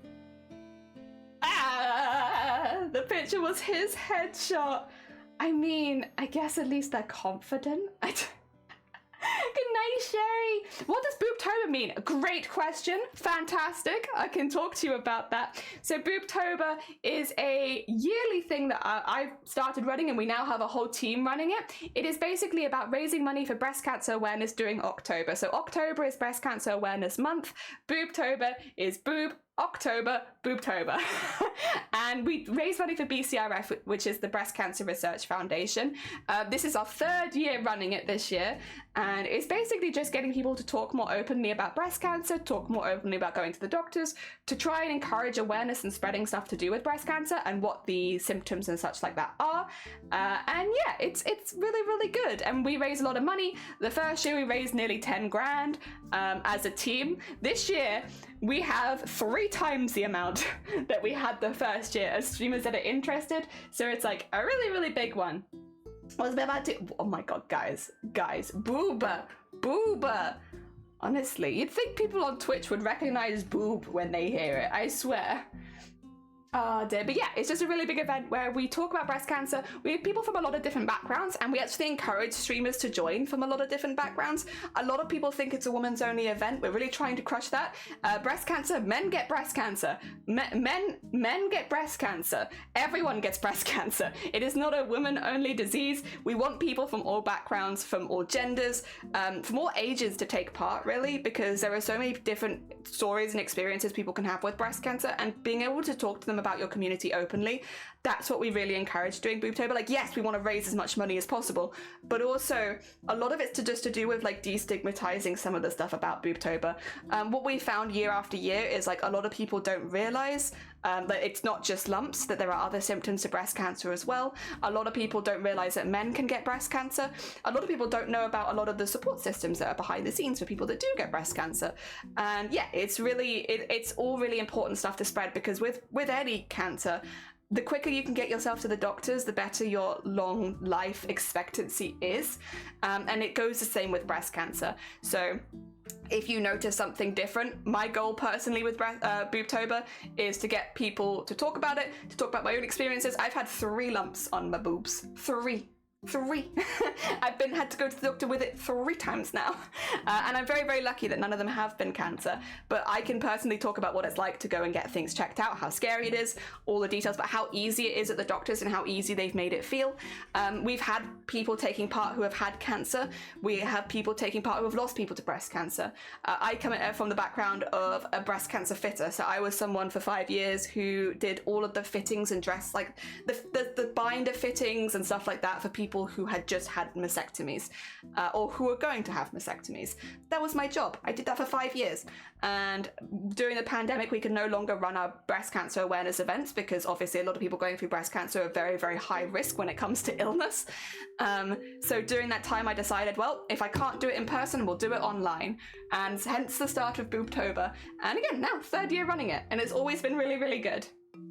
That's great. My aunt has breast cancer. Good to see people bringing more awareness. Yeah, we used Boobtober, and I'll be honest, this was actually an idea from chat, and it was one that I took very much like, that's perfect. Boobtober is very catchy. On Twitch, a lot of people will hear boob and immediately kind of come to you, so it is a little bit clickbaity. But it's clickbaity for a good reason, because we want as many people as possible to know the symptoms of breast cancer and to know that they're not alone and to take yourself to the doctors. 99% of the time, it's not going to be cancer. You're going to find a lump and it's going to be absolutely fine. But it's important that you get it checked out, because if it is, you want to get it as quickly as possible. And again, it's also, if you're a woman, stuff like unusual discharge or bleeding from the nipple, it could also be an unusual patch of like dimpled skin. A lot of people call it like orange peel kind of like skin. That kind of, it could be that one boob has grown much bigger than the other.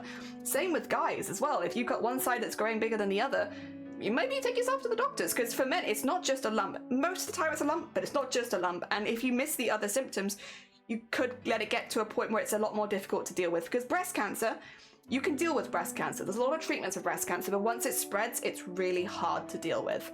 So yeah, thank you for the boobs, by the way, Robert. We need that. And Gav, good morning. Hello. I hope you're doing well. Your breasts, get them checked. Everyone's got breasts. And what do we do about the cancer that is humanity? Now that I can't cure, I'm afraid. There's nothing we can do about that. Must have been scary.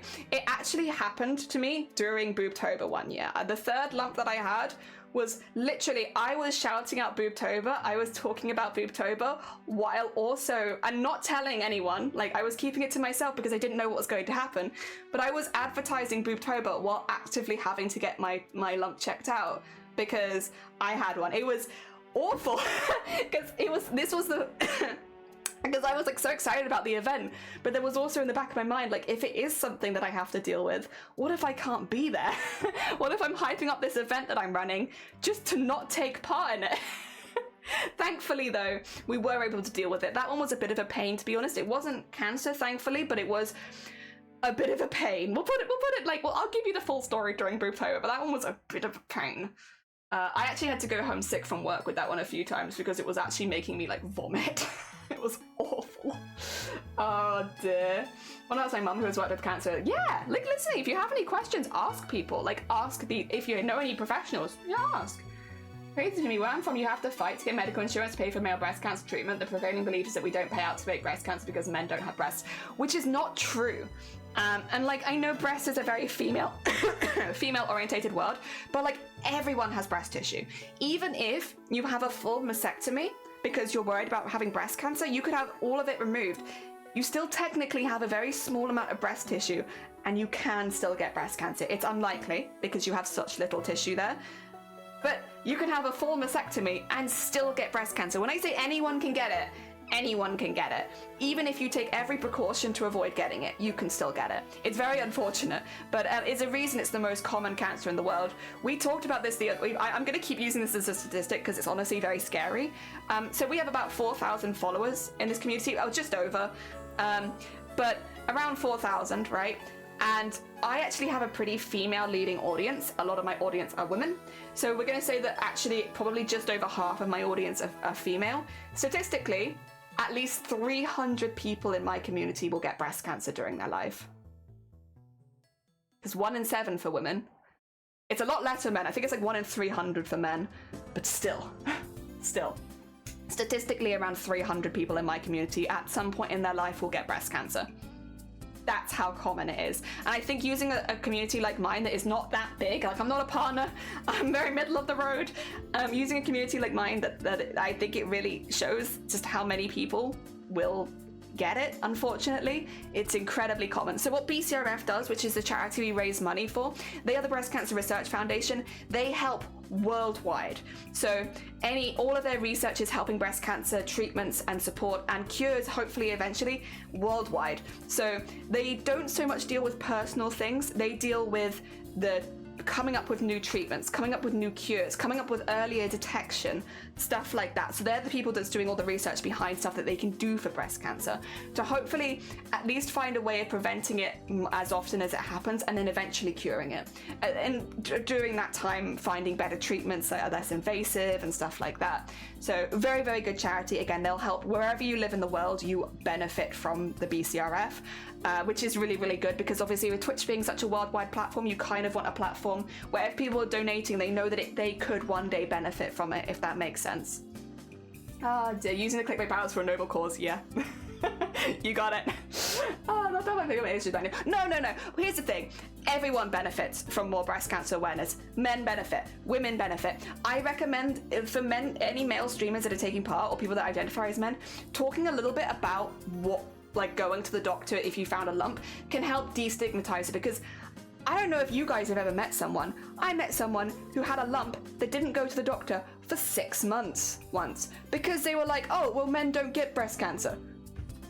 6 months. 6 months. They had a lump growing on them, which thankfully was not cancerous, but could have been. And it's just like, that's kind of what we want to avoid. We want to talk about breast cancer, and especially if you're a guy taking part, if you're talking about it openly, you might encourage someone in your community who already has a lump, who already has a symptom, to actually go get it checked out. That kind of openness, like a lot of people won't have ever had a symptom, but there's a chance someone in your community is currently having symptoms, and it might encourage them to go to a doctor.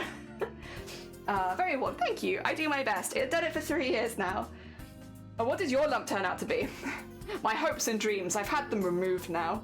I'm actually not going to tell you because I want to tell the full story during Booptober. But it wasn't cancer, but it was a pain in the ass. I tell you, it was physically painful and it's pain in the ass. Wow. BCRF around 1 in 800. Thank you, Gev. There you go. I was like, I knew it was a lot more. And for women, it's 1 in 7 now. It used to be 1 in 8, but it is now 1 in 7. That has changed. Because yes, it was 1 in 8, now it's 1 in 7. But I will say, this is another interesting statistic, which we don't have as much up to date. We're looking more like 2020. I'm gonna assume this because of pandemic stuff. But the mortality rates for men are actually higher than women for breast cancer. And I mean, I don't know if this is me being a bit stereotypical here, but like a lot of men I know just don't take themselves to the doctor. And like, they could be really ill, but they just don't go. And I don't know if it's the British mentality of like stiff upper lip, men don't go to the doctor kind of thing, but it puts you at risk. I don't like that about Britain. I'm not keen. I'm not sure if that's the same elsewhere in the world. I can only really talk about the UK because that's where I've lived. But there is definitely the mentality of like stiff upper lip. You don't go to the doctor. You'll be fine. You know, walk it off. It's not killing you. You'll be fine. I think that really actively hurts people.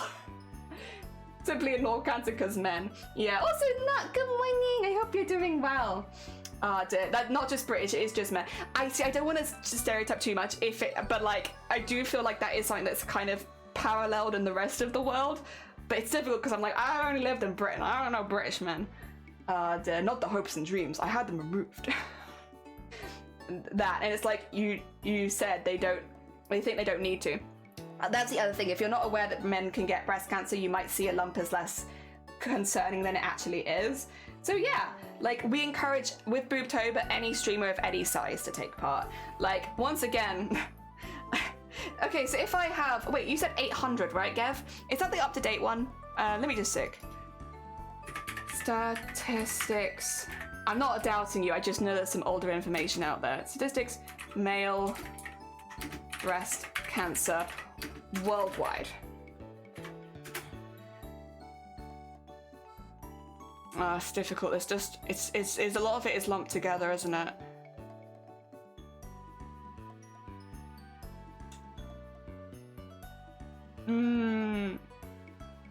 Oh, this BCRF 2023. That might be a good one. It's what Google fed me from BCRF. Okay, so it's probably that one then.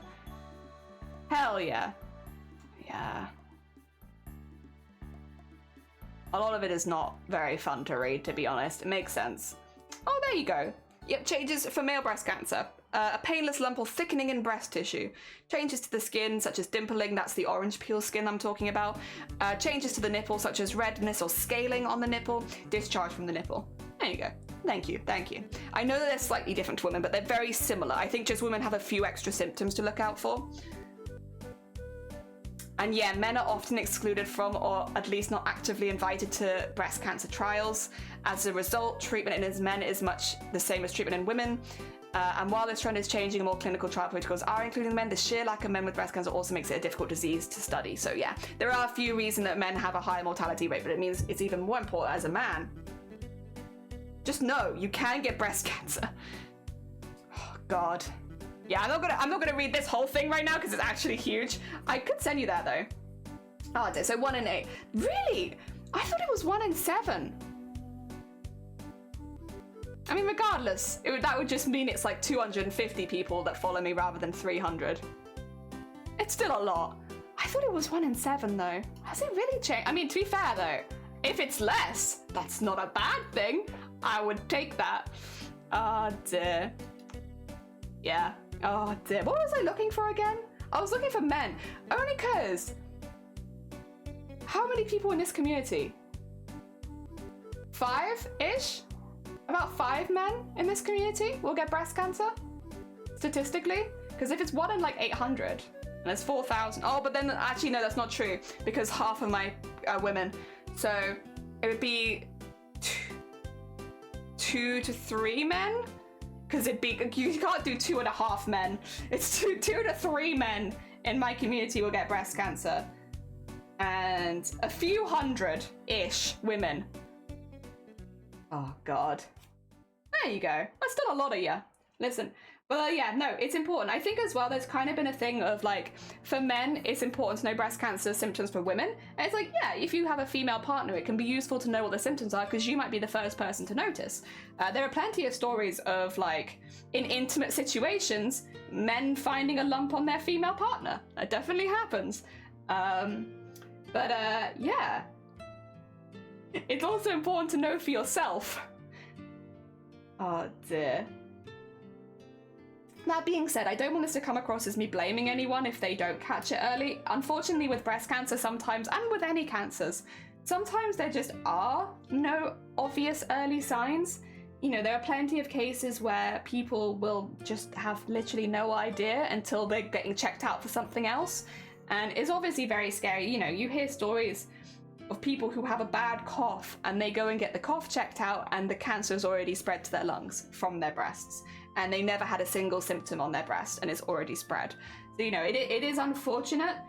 Not everyone will have really obvious symptoms, but a lot of people do. And so just having an idea of what it is. And again, if you're a guy talking about breast cancer, you kind of are helping destigmatize it and helping hopefully encourage men in your community to go seek medical attention if they do notice any similar symptoms. And that's why we encourage everyone. We're also having some people take part this year who are either non-binary or transgender, and they are going to be talking a lot more about dysphoria, going to the doctors, you know, with something that is so female-leaning like breast cancer, and yeah, how that can make them feel and how that can be difficult, but encouraging people to go nonetheless. Those kind of stories are also really, really important, because obviously that's a story I can't tell. I don't know what it's like to go to the doctors dysphoric about my chest. I've always been a cis woman. So I'm very grateful for the people that are taking part and taking that angle. I'm grateful for the men taking part and taking the angle of men's mental health and men's breast cancer and stuff like that, because I can tell you can get breast cancer, but a lot of men are just more likely to listen to their stories from another man. And it makes sense. A lot of women are more likely to listen to stories from another woman as well. So yeah, I'm happy. Oh dear, we have like a really good range of streamers, and if you yourself are a streamer and you want to help us raise money and also awareness of breast cancer, !Boobtober, we have a Discord full of streamers that are planning to take part. We have like some events going on. We have a raid train happening between the 12th to the 18th of October, which should be a really, really fun event to take part in, and yeah, raise a lot of hype and hopefully also money, because like, here's the thing. We're very 50-50. Some people focus more on raising money, some people focus more on raising awareness, and both are super, super important. My personal goal every single year is that if a member of my community ever found something that they were concerned about on their chest, that they would go to a doctor. That's my goal. I want to raise money and I want to do other things as well, but my goal is always like, go to the doctor. Hey, you're welcome on in. Go to the doctor. It's the only medical advice I'll ever give you is go to the doctor. A week-long raid train? Yeah, we have a week-long raid train taking part between the 12th to the 18th of October. Currently, we have a lot of streamers signing up. It's very exciting. I do actually need to give everyone a bit of a prod, because I know a lot of people are planning things in but not putting it into the calendar and stuff, so yes. Or not filling in the forms, but we're getting there. Oh dear, who dismembered the first man? Or the third man? It was me. There you go. Welcome to the channel, you'll fit in great. Lots of dismembering here. Oh dear. That being said, we don't discriminate, we'll dismember anyone. Male, female. Oh dear. We don't care. Non-binary. I like getting more. Oh boy. Oh boy. I don't know about that quote. In regards. Not sure about that one. No boy. Yeah, we're equal opportunity here. Oh dear. You know, we don't pick a side. We care about everyone equally. Oh dear. Yeah, I think it's really cool to see the different topics that people do choose to cover. Like, again, we do have a few people doing some very personal streams as well. With breast cancer being as common as it is, a lot of people will know someone who has gone through breast cancer. Unfortunately, a lot of people also lose people to breast cancer. We are having some people streaming while talking about their personal experience losing people to breast cancer. We have people talking about their experiences having cancer, you know, all of these kind of stuff. So there's a lot of really interesting streamers taking part, people taking it from different angles and stuff like that, and, you know, doing different things with the same goal of raising awareness and talking openly about it. Again, I think Twitch is such a good platform. I say this every year, but Twitch is such a good platform for something like Boobtober, because it's a platform that there is a lot of stigma around boobs on Twitch. You know, that's why Boobtober works well as clickbait, because there's a lot of stuff about boobs on Twitch, about, you know, lots of controversies with hot tub streamers and stuff like that. Like, boobs are a very sexual thing on Twitch. It's nice doing an event for breast cancer awareness on a platform like Twitch and making people switch up their thoughts about boobs. Okay, listen, yeah, we have hot tub streamers, we have people in bikinis, we have people doing yoga and stuff like that. But also, have you checked your tits recently? But like, you know, you're talking about tits, you're talking about hot tub streamers, and you're talking about that person doing yoga. What about your tits? Have you thought about them recently? Have you checked them out recently? Have you noticed anything weird about them recently? It's a good platform for it. Oh dear. Also, Bateman, good morning. You might have guessed, but we are chatting about Boobtober again. I'm very excited about it. It's also only a few weeks until October. Also, for anyone who's curious, we have the logo here. There it is. It's there. We are doing Boobtober this year. It is spooky themed, so Boobtober, emphasis on the boo, because it's Boobtober but a little bit spookier. We had some requests in previous years to like have a bit more theming, especially for new people. Like having a bit of theming can help when like trying to work out what stream you want to do. So yeah, it's Boobtober, emphasis on the boo. I'm not really doing a very good job of the boo, but you get it. Yeah, Boo-Tober. Exactly. Boobtober. Emphasis on boo. And yeah, I'm very excited. Our goal this year is to raise $10,000 because we've never hit that high before. We have people doing giveaways for hitting team milestones as well as like personal milestones. There should be a lot of really fun, silly stuff happening because at the end of the day, yes, breast cancer is a very heavy topic. Unfortunately, it's something that affects a lot of people, but everyone's trying to make it as, again, a friendly and fun place for people to come in and chat and have a fun time watching people do something a bit silly, maybe play some horror games, or maybe make some spooky crafts, or play some Halloweeny music, all with the goal of raising money. And, you know, again, I think sometimes talking about heavy subjects in those kind of environments can take a lot of the stigma and weight away from it.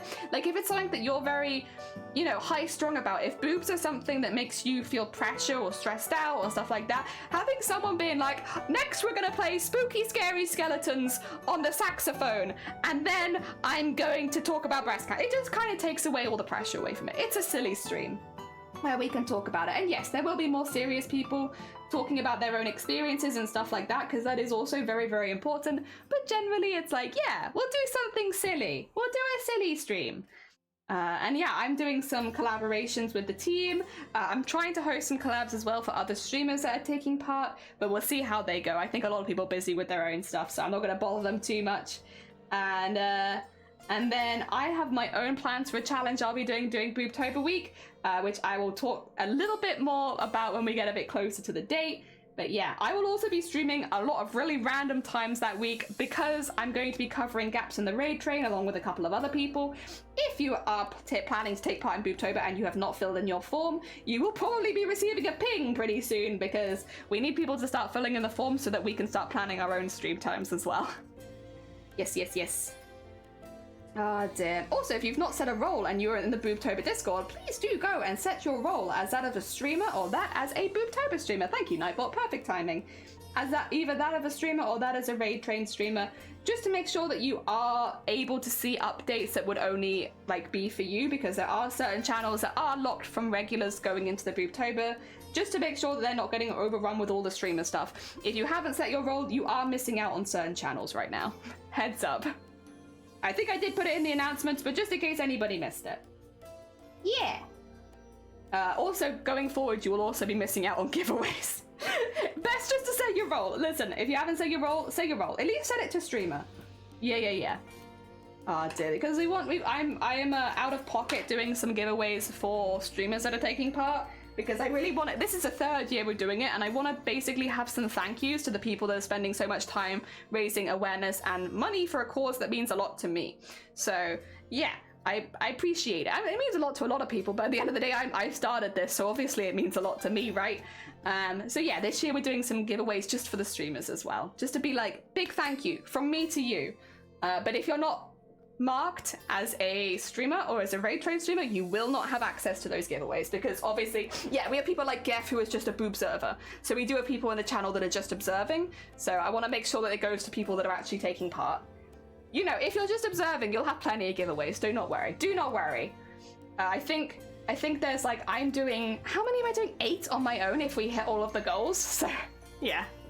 There will be plenty. Also, there are some stars. There's some little stars in there. I need to put the aircon on again because, God, is it warm still. What temperature is it? Anyone want to take a guess? I'm going to guess around 28. It is exactly 28. Oh, you can't see it from there. 28. It was feeling around 28. Nice. Yeah, nice. Ah, dear. Giving away boobs? I wouldn't like to say so early. I wouldn't like to say so early. Potentially. Who knows? Who knows? Could be anything. Oh, dear. Oh, also, yeah, for anyone who didn't see, Nightbot is just like prompt. Jelly, you have things to talk about. Thanks, Nightbot. I appreciate it. I would forget without you. I also have recently joined VGen. VGen is a website where you can commission art as well as VTuber stuff and stream stuff. It is basically it's screened, so you can't just join and sign up as an artist. You have to sign up with a portfolio of your work, and then you're screened, and then you can get in. So yes, unless you had a special invite from someone who is already verified. Right now, I am trying to become verified on VGen. So if you have an interest in any of my art, you can go across to the VGen website and follow me. I need 10 followers. I'd very much appreciate it. You don't have to, but if you did, I would appreciate it. Just because it would help me get a little faster towards verification. Booptober question, is there any way I should be putting my non-raid streams? No. So we do not have a schedule for people outside of that. Basically, the main event this year is the raid train. That's where 90% of our resources are going. It's all towards the raid train. So if you are taking part outside of the raid train, obviously we still want to support you. We're still going to give you all of the resources that you might need, but we don't have like a schedule for you because 90% of the streamers will only probably be streaming within that 1 week. So we're focusing our resources on that 1 week. So you can still post it in self-promo. We do have that channel, I believe. What is it called? Let me just get the name up for you. When you actively go live, you could still put it in, where is it? There you go, event self-promo. So you can actually still see some of the streams from last year. When you go live, you can always just post it in there. But yeah, you don't have to worry about signing up. You don't have to worry about doing anything else. You do your stream. If you need any help with your overlays and stuff like that, ping one of us and we'll help you out. But yes, the only scheduling is during the raid train. Oh dear. I think they've changed the system now. It's not a waitlist from the look of it. It's not a waitlist, but you still are screened before you get in. So you will still have to apply, if that makes sense. Except if you have a code from a verified creator, which I think already have one code. I think I could get more codes if I was verified. And then that's an invite system, so you would skip everything and get in immediately. Because yeah, I had an email about it where they were talking about all this stuff. And I was like, okay, cool. Wait, is this the right color? I think this is the wrong color thread. It is. I thought so. Well, I'm not going to use that.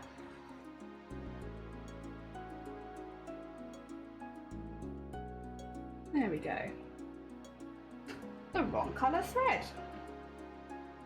I don't know how I managed that. Have I just ignored the needle that I used last time? Potentially. Alas, it's time for me. Oh, have a lovely lurk. Take care of yourself. Enjoy the rest of your day, Gev. I hope it goes well.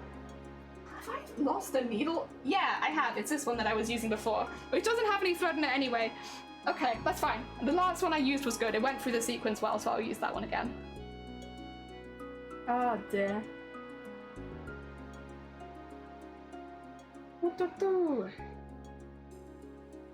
There we are. To be fair, I'd be surprised if they didn't have a waitlist suddenly, unless they suddenly had like 10,000 people join.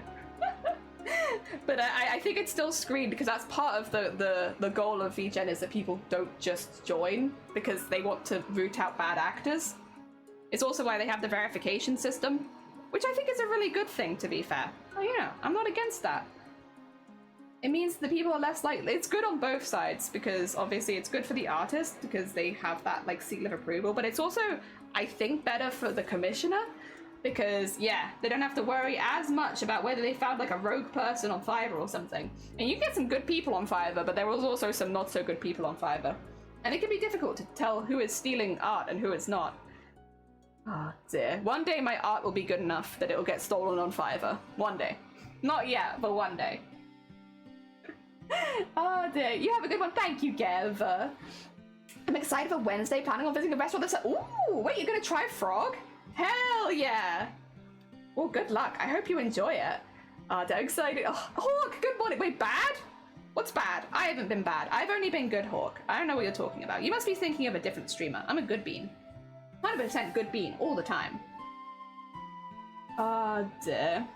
That's the dream. Yeah, the dream is one day my art will be good enough that someone will steal it on Fiverr.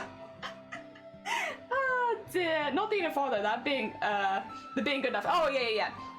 That's fair. Like, I feel like if you wanted to eat frog, there are places you could do it. We actually had it served at our school once because they used to do this thing once a year where you'd have like a trying food from different countries. So they'd actually get like chefs into the school, and like you could just buy like a lunch ticket, and it would be, the set would be whatever the country was. So I've had them there. I had frog legs at school because one year it was like a French chef came in and did all of that. And it was always really good. Like, it sounds like it'd be trash because it was for school, but like they actually tried pretty hard, I think, on that. And so yeah, it was actually pretty good. It was, I think frog legs was the side, and then what was the main? I think it was some kind of stew. I could be wrong. I think it was a stew. It's been a very long time. I think it was like a stew and frog's legs. Yeah, the frog's legs is the more interesting bit that I remember. I think everyone thought there'd be snails, but there was not snails, and I still have yet to try snails. One day. Taking of the power I had with the bat. Oh, thank you. Yes, you do have the power. Hell yeah. Oh dear. I think I've had frog's legs once. Was it the same kind of event or nah? I don't know if they do those in Wales. Do they do these events where they like get chefs into your school for a week and they feed? But then actually maybe this is maybe not like the most common, because we also were a school that raised our own food. Like we raised pigs and ate them, and you could go in early and you could have them for breakfast sometimes. And go for a posh school? What are you talking about? We were in our area the worst. Like, it wasn't even close. Everyone knew it as well. That's not posh. That's like a normal British or English school.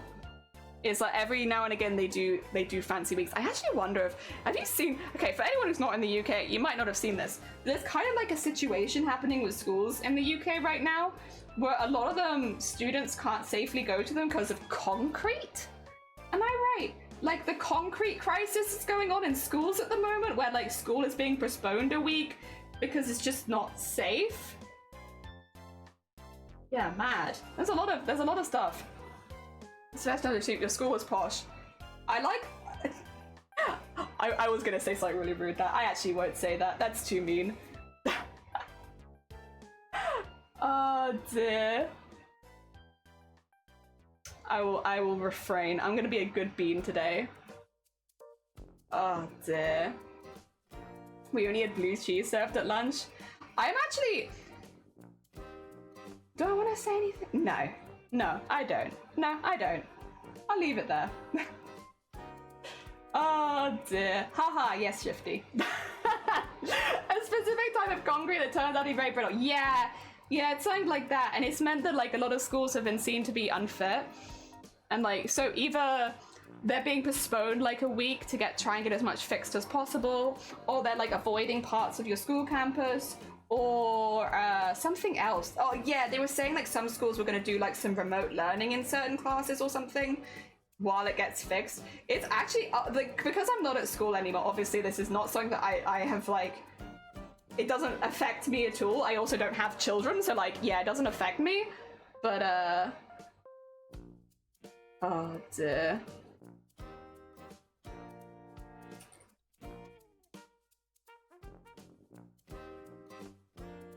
Ugh. Served cold pasta with a little drop of tomato. Yeah, I mean 99% of the year that's what we had. That's why everyone would clamber if it was like that week, or if it was like the time where we killed the animals, because then obviously you'd get like good food. I survived most of my school. Actually, you know what? No, I don't want to say that. I didn't eat very good meals while I was at school. You know the meme that Sonne told us about the other day, where it's like girl dinner. I was doing girl dinner like very, very, very early. That was like my first thought went to. I was like, oh yeah, remember those girl dinner years. Did you get marked on your killing technique? No. No, unfortunately, funnily enough, we had to like hire a local. He'd come in and do it every year. Like it was kind of like an agreement we had with like some butchers nearby. Yeah. Oh dear. Honestly, fair. 99% of school food is trash.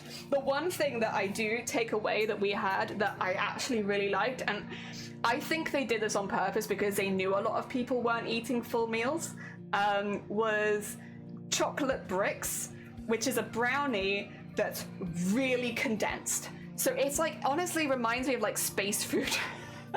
It's like really, like you have to take small bites of it because it destroys all the liquid in your mouth.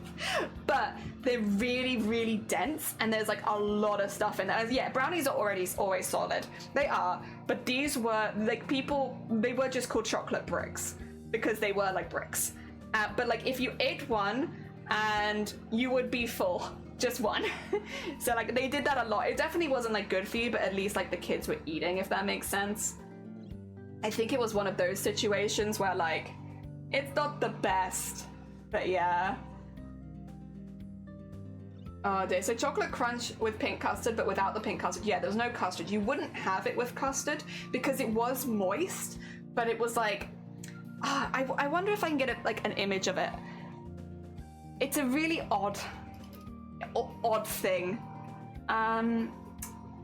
Chocolate brick.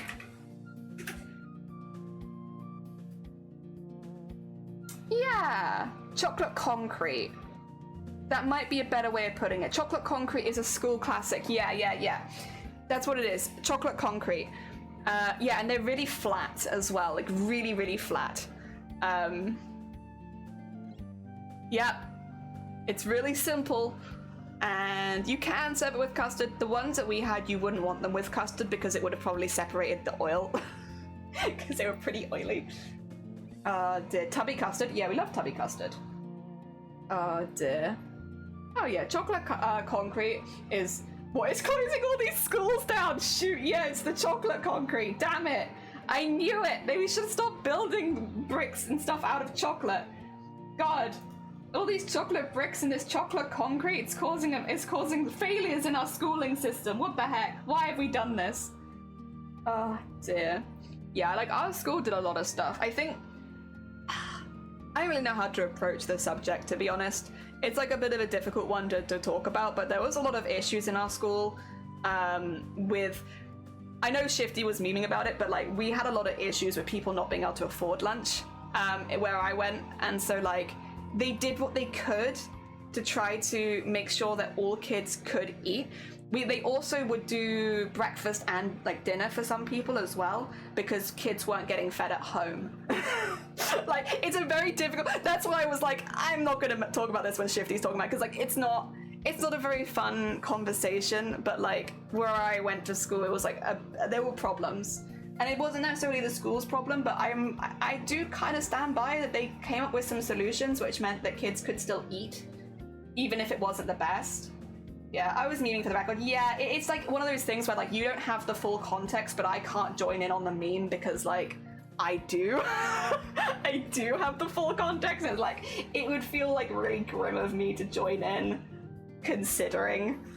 But yeah, nah, and I think a lot of schools have this issue as well. Like I don't think it was just our school by any stretch, where like it's just people are aware that not all kids can afford to eat, and it's like not a great situation, so they come up with these solution where it's like very, very cheap and like probably not the most balanced, but at least they're eating.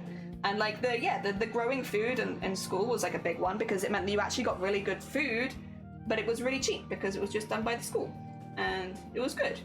And it meant like, and also actually, yeah, this is a good question. How many schools do breakfast and dinner as well, out of curiosity? Anyone else here? Brekkie and dinner as well? Brekkie and dinner? Yeah. Do you have brekkie and dinner at your school? Because, yeah. My school does that now, yeah. I think it's one of those things where it's like, it's probably becoming more recognized. It's like, are these kids eating when they leave here? Are they eating? You need to feed them. We had a breakfast program. I love the breakfasts. They would, like, you could go in, because, like, when my bus got in, it always got in really early, so I was always there before any of my mates, because my bus was a bit further out, so it would just get in early.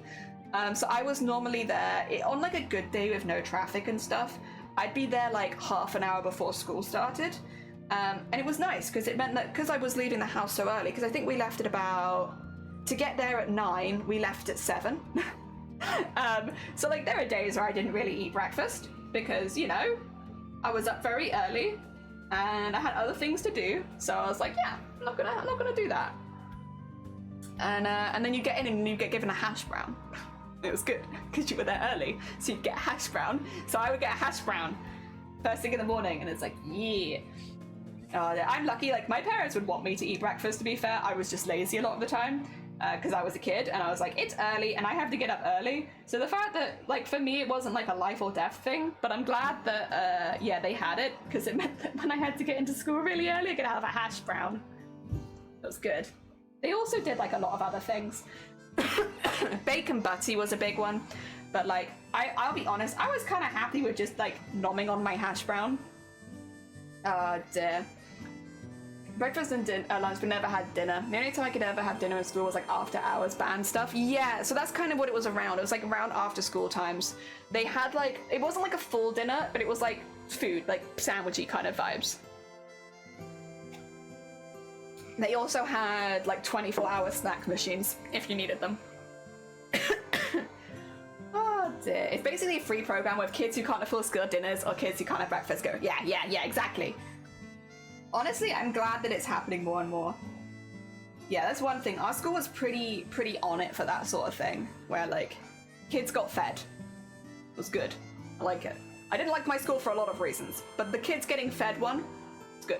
Emphasis on fed. Like, they feed everyone. Everyone gets fed. Food was a big emphasis. We also had a huge school, to be fair. I won't say exactly how big, because actually that might dox me a little bit, but it was a really, really big school that I went to. Like, I've never talked to someone, at least maybe in London they have bigger schools, but like in Wales, nah, it's like not even close. Like, I don't think the biggest school in Wales is even like, yeah, because we had so many people, so many kids everywhere, children everywhere, crazy. Yeah, it was huge, a huge school. We had, yeah, actually, yeah, I'm not going to say too much, because I'm realizing the more that I describe how the school looked, the more I'm more likely to say like what school it is. So I'm not going to say too much detail, but I will say it was a very big school, very, very large. Ah, dim. They actually split the school into groups that would never work together as well, just so it was easier for people to find friendship groups. So you'd be on like break at different times and stuff like that. School dinners will be able to all primary school students in 2024 for free. Yes! Honestly, about time! About time! Oh dear. Like, genuinely.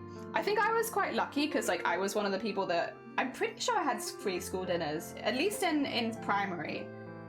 But yeah, honestly, about like in Wales, oh yeah, true, there might. This is the thing that I was going to say earlier, Shifty. I was like, you only think that our school is posh because of the underfunding problems in Wales. Because Wales is so behind where England is as far as like funding for stuff like that. Because England gets funding. That was, yeah, that was originally going to be my joke, but it's like, it's kind of harsh. Not to you personally, but like, it's like one of those things where it's just like, it's not a very fun reality to live in. Because like, I only learnt the other day, Wales has only just had LGBT inclusion in their sex education. I had that in my sex education when I was in school. So like, we're talking like 15 years behind, which is like, considering that we are neighbours, England and Wales, it's like, not personally anything against Wales, there are reasons, but like, yeah, when you look at it like that, because there are things that are obviously happening in schools now that I'm like, I had that. I didn't go to a posh school, but like, I had that because it's normal in England. It's just a comparative thing. It is someone's fault. It's the government. How dare. Chick fist. We probably have that if we had any funding. Yeah, it's really funny as well, because so in Wales you can opt out, but specifically of the LGBT. In England, it's like, you want sex education, yay or nay? You get all or you get nothing.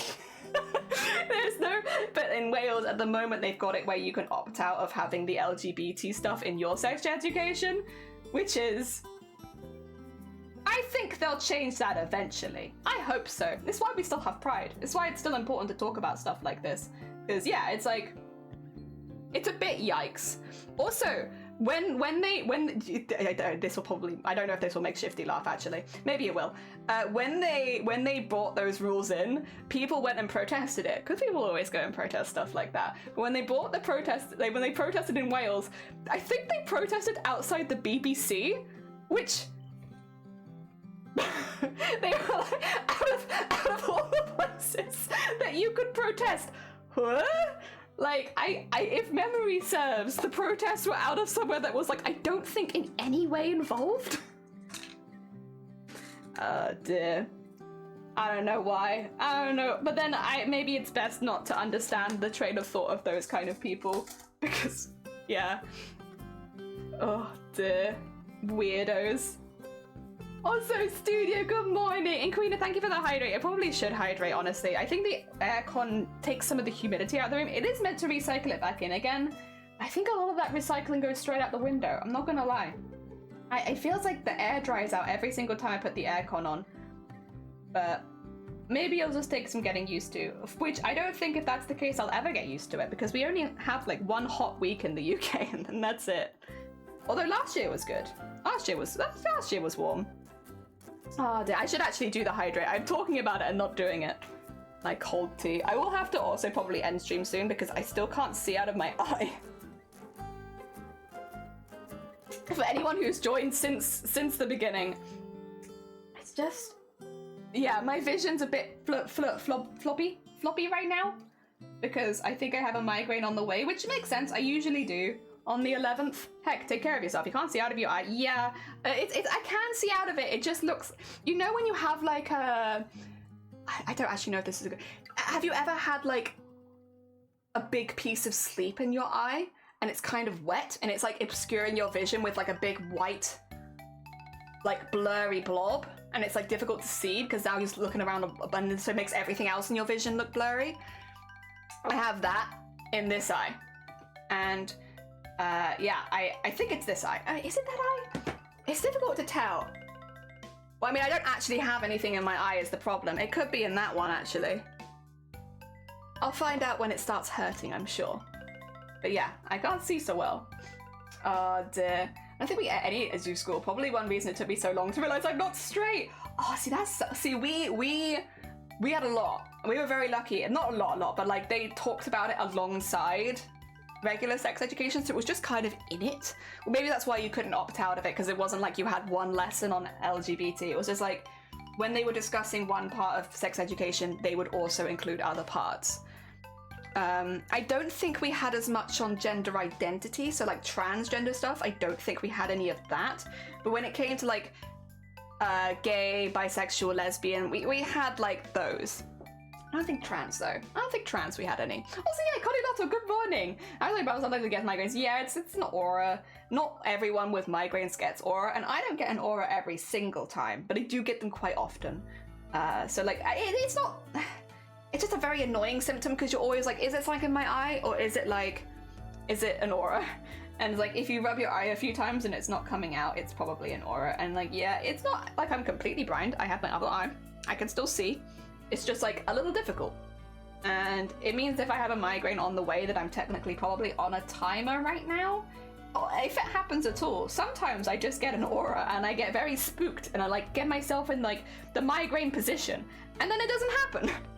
So it's like, oh great, thank you. I like cancelled everything today because I assumed that I was about to have a migraine, but then I didn't have one. Oh dear. So yeah, it also can happen. We'll see. As soon as I found out, I was like, oh, now everything makes a lot more sense. Yeah. I mean, I was very fortunate. I have a very open family. My family, I come from a family where people really do not care what your gender identity or sexuality is. They've never cared, and I've had an education that has LGBT inclusion from a pretty young age. So like, it's never really been a big thing, and I've never really been worried about it. So I've been very fortunate to have grown up just generally knowing all of it and being like, yeah, I'm aware of everything, cool. But obviously not everyone gets that. Yeah. Oh dear. Yeah, I remember the first time, because like, again, I come from a family that's very, very open. The first time, I remember I was at a friend's birthday party, and like I didn't know, it was like a lot of it was family, so I didn't really know any of them there that well.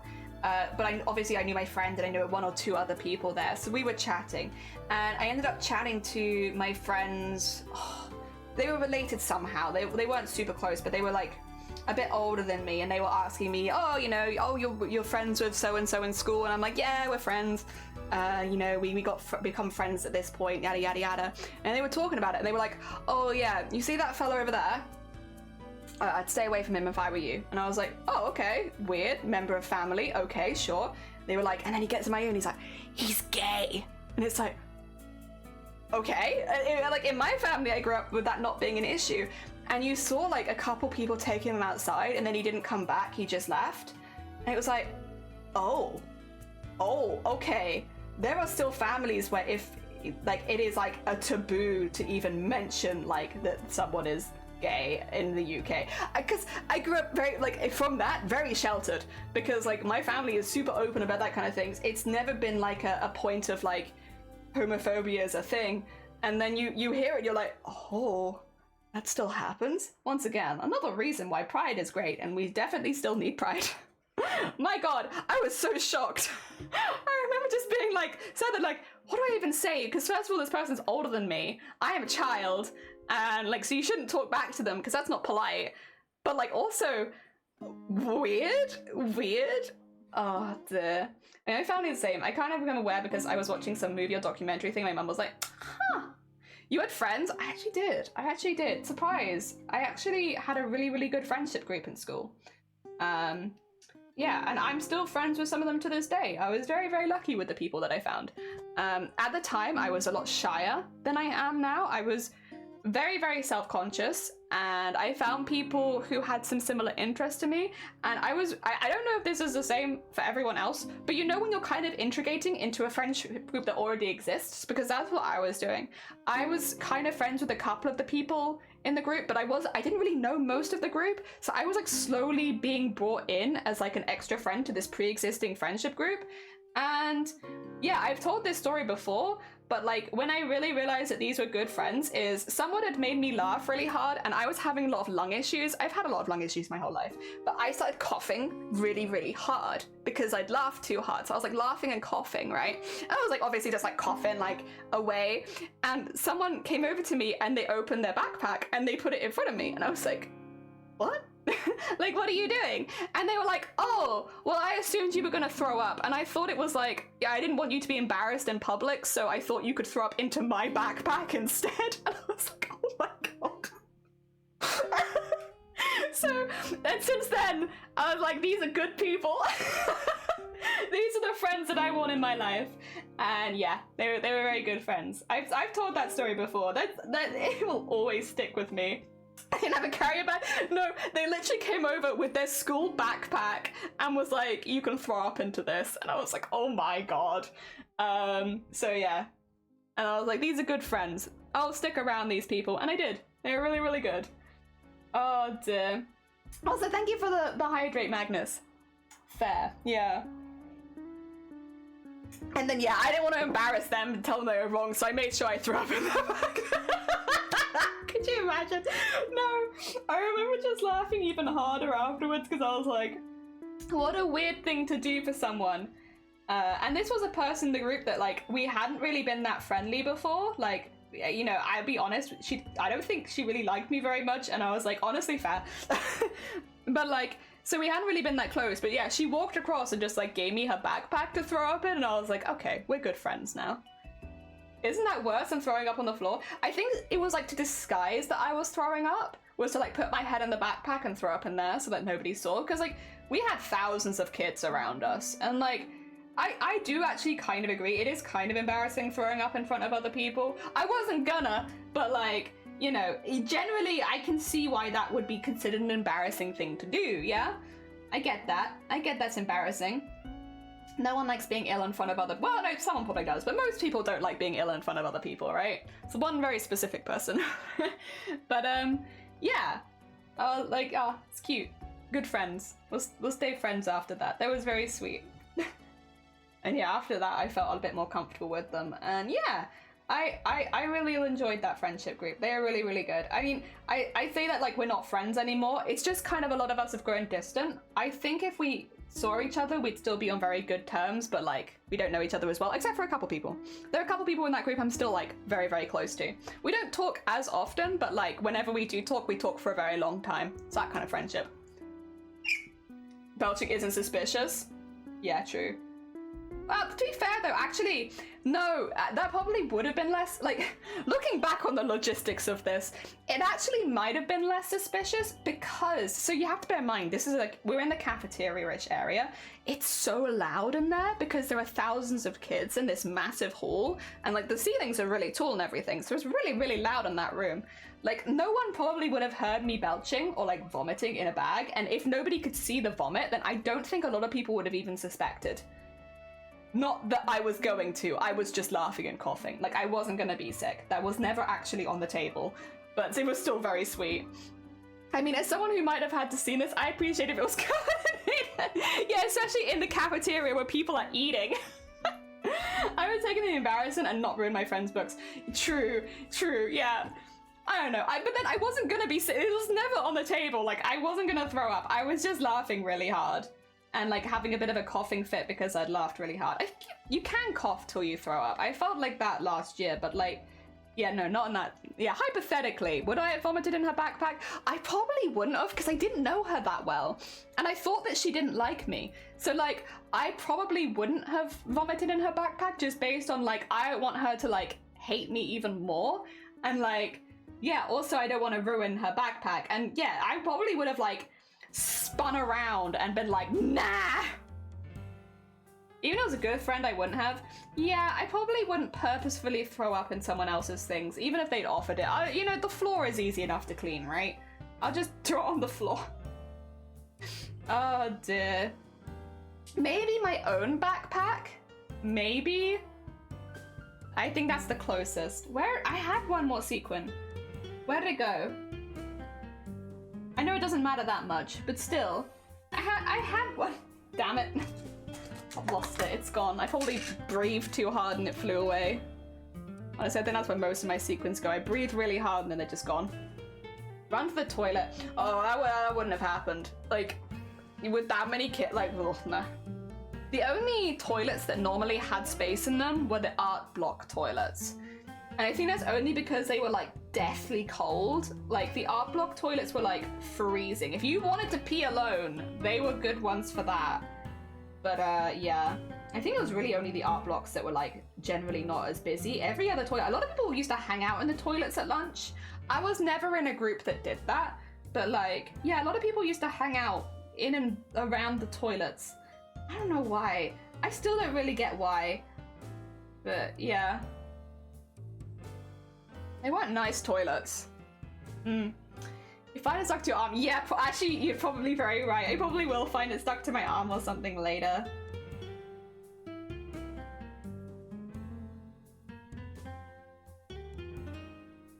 There we go. Oh, another one. Blah. So you grew up surrounded by poo dwellers? Not really. It was me, a few other people, but like we were in a small village, so like not many people came from where I was from. Like that's why I was always the first of my friends to arrive at school, because like the bus that I took, none of my friends took that bus. Not very many people took that bus, to be honest. It was a very empty bus. But like, yeah, it was not very many of us, like 10, 12. Like in a school of thousands, like really not very many. Honestly, I don't even know how worth it our bus was to run. Like, it was very quiet a lot of the time. I mean, it was nice, because you could just stick some headphones in and, like, no one was going to talk to you. You always had all the seats to yourself. Like, no one come sit next to you, really. Like, the only time people come sit next to me is, like, if I was on somebody else's bus. Like, which I did sometimes. But, like, yeah, for like, R1, nah. You'd be on your own. Just pop music in. Like, I would get it with my siblings, so sometimes I chat with them. But, yeah. Otherwise, nah. To that bus. It was past their house. They didn't want to be seen with me. That's not true. None of them live near me. Oh dear. Yeah, I was like in a bit of an awkward place. But like, it was nice because a lot of my friends did live closer to the school. So like, if I was staying overnight at their house, I could just pop into school easy the next day, which was nice. I did that quite a lot. Oh dear. I'd like stay behind. That was the other problem. Like, if you wanted to do any after school activities, haha, no. Because my bus doesn't go, like the last bus that my bus would be is the school run. So like, if you didn't catch the school run one, good luck. Like, that's it. You have to find another way home, I'm afraid. So like, if you wanted to stay after school and do like art club or stuff like that, like either someone has to come pick you up or you have to stay around a friend's house. That's it. Which is what I did. Normally I'd just stay around a friend's house, which was good because it meant it was very easy to get to school the next day, and it means we could stay up and play Call of Duty. It was great. I do not regret. Was enjoying. Actually, probably some of my best, like the best times were like staying behind, doing art club after school, because I did enjoy art club. A lot of my mates did art club, so we'd all be there together. And then going back to one of their house and playing games. It was fun. I enjoyed that. It was mainly Call of Duty. Sometimes it was Little Big Planet. I did like that one as well because I didn't own that. Also, Luna, good morning. I hope you're doing well. We're just doing some sequening while it's still kind of warm. We're practicing a little bit. Bike. Bike? I mean, how... okay, I'm not going to say aloud what I'm writing, but I'm curious of how long that would take because nobody did. If I do from... oh, what's my old postcode? I remember it.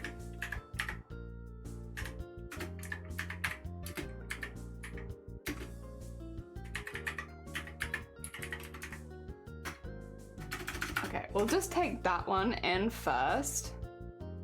And then we'll go directions to not to where I am right now.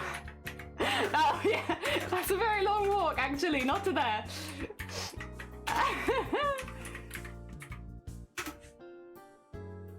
This one.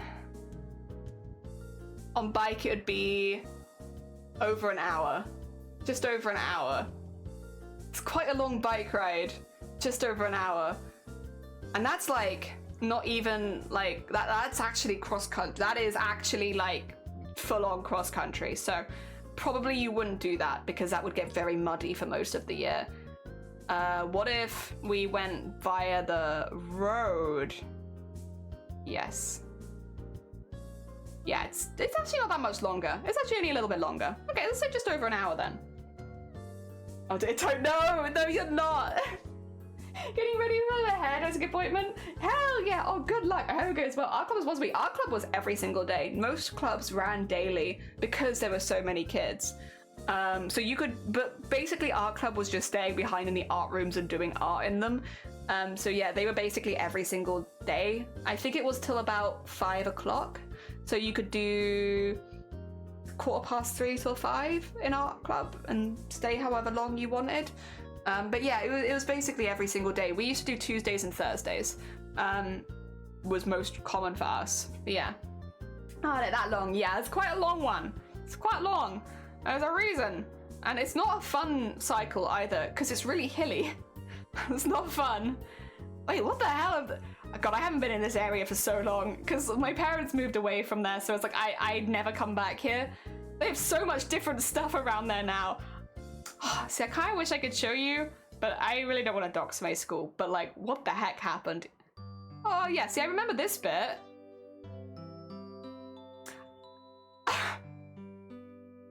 I feel like maybe the Google Maps people shouldn't have done the Google Maps of the school while the school was there, because there's just a ton of kids like waving.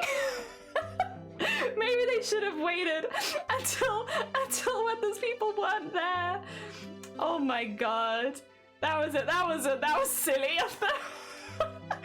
Oh dear. Oh, Sequoia, good morning. I hope you're doing well. Welcome on in. We're talking about commuting right now.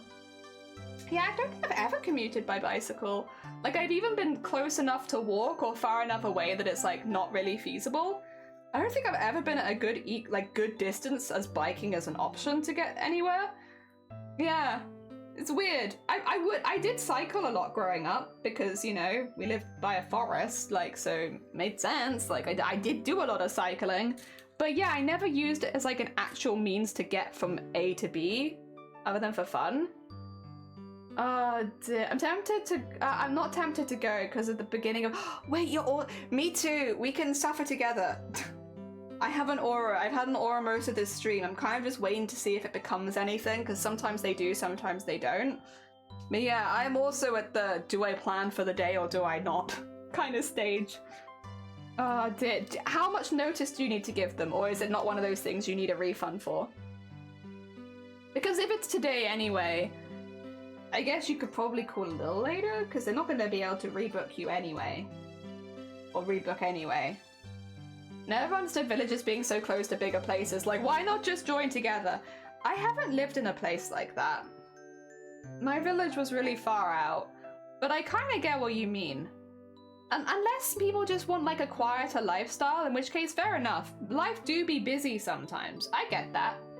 I'm going. Okay, good luck. I hope that it goes well. I hope that you get the haircut you like as well. Ah, dear. I think it's always a bit risky with hairdressers, but then I guess once you have a hairdresser that you really get along with, it does become less risky, doesn't it? Ah, dear. Oh! Oh! Oh! Yay! Sleeves! I see you! I see you! I'm putting a thing next to you. Oh dear. I probably will stop in a minute just for sensibility's sake, but also, to be fair, it's still really warm today. I'm still toasty warm. I wish it wasn't so warm. Which I will get my wish, I think, tomorrow. It will not be as warm. Is there anything that I really needed to go over before the end of stream? Did we have any important announcements to make, guys? I guess I could go over the stuff that's happening. Once again, if you are a streamer that is interested in joining with Boobtober, !Boobtober will get you a link to the Discord.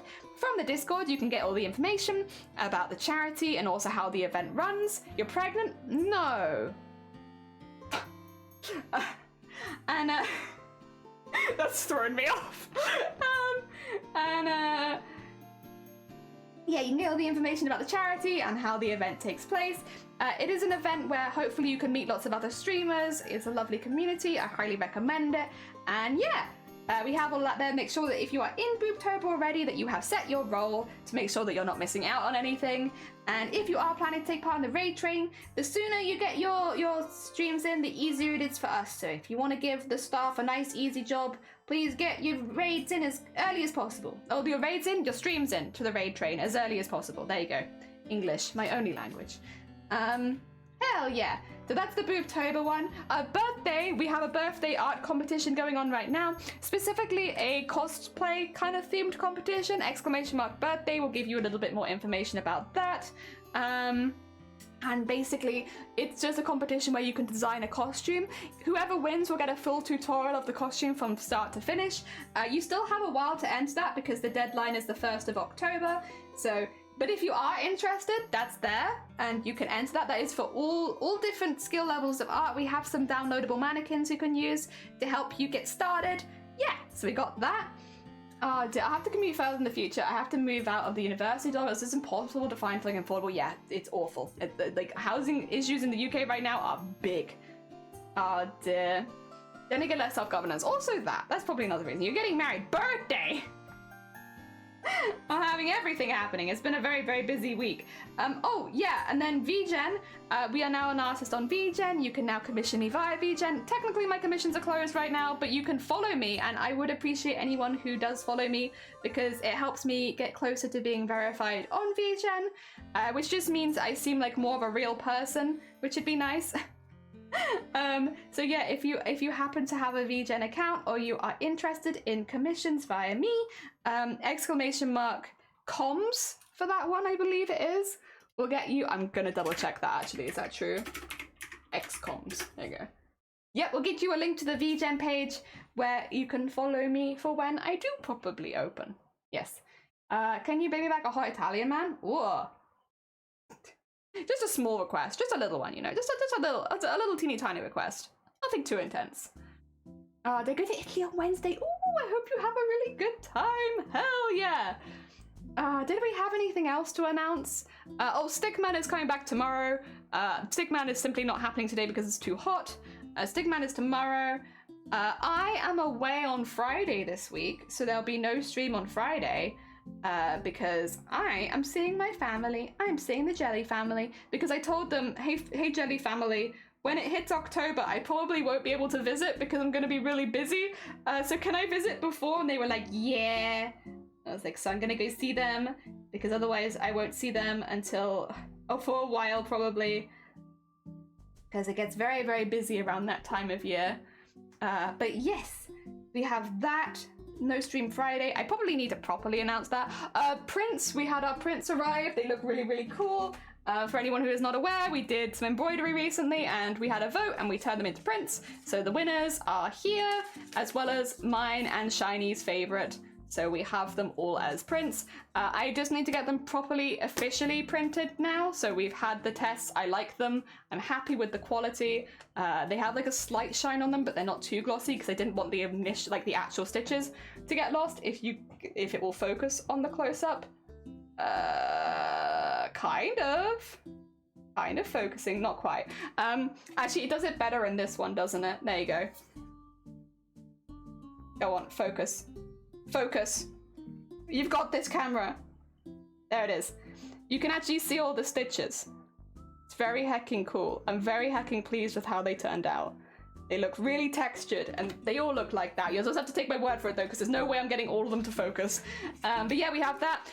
We will be opening an Etsy. I'm actually gonna have two shops. I'm gonna have my VGen for commissions and I'm going to have the Etsy for like pre-made stuff because that wouldn't go through VGen. VGen is a commissions place, it is not a shop. So we're actually gonna have two shops. We're probably gonna be opening around the same time, depending on how quickly I get stuff done. At some point we will do a stream where we're basically backing all of the embroideries to make sure that that's all getting sorted, because I do need to back a lot of the embroideries. Once they're all backed, we can actually open. So I might do that. Maybe if I have time this weekend, that might be like a fun little weekend stream where we get all that sorted, because the sooner I do that, the sooner we can open the store. And like, I'll be honest, I'm slightly procrastinating it because I'm nervous, but like, it'd be good to actually get it done. I think that's everything, which means I think I am going to raid you away just because I'm I am a little worried. My eye is not feeling super like it can see and I don't want to get ill. So I'm gonna send you all to someone else. Arguably, it is my own fault. I did lots of editing on medication day, which is me just signing myself up for a free migraine, I think. But do not worry, for I shall send you all to another very, very sweet bean. And we have some options of places I can send you, which is very exciting. Okay, I will. Thank you everyone for popping by. I do appreciate it. Tomorrow, hopefully stickmen. Unless it is as hot as it is again today, which I'm hoping that it's not. God, we have so many options. Ooh, we could go to Christina. We don't normally get to raid them. Let's raid Christina. So they're a leather worker. They do some really, really cool stuff. They are doing leather work today as well. So I think you'll, I don't know how many of you have met them before, but they are a very, very sweet and wholesome bean. And they do leather work. So let me get you some raid calls and stuff like that. So you can have all of that. Buttered milk, no. I'm sorry to hear that. I hope you have space on your washing line to look after that and take care of it so that it does not smell like milk. Number one, tampon in steak. But yeah, we're gonna send you all over there because I know you'll have a good time. And then tomorrow we'll come back hopefully stronger with some stickmen and or hopefully cooler as well. That'd be nice. All right, I think I will probably do a proper announcement about VGen on Discord as well, because that would be a sensible thing to do, wouldn't it? That'd be nice and sensible. And I'll see you all tomorrow. Enjoy the rest of your day, everyone. Take care. Let's go over to Christina. Yeah. Everyone get over there. Get out. Over to Christina. There we go.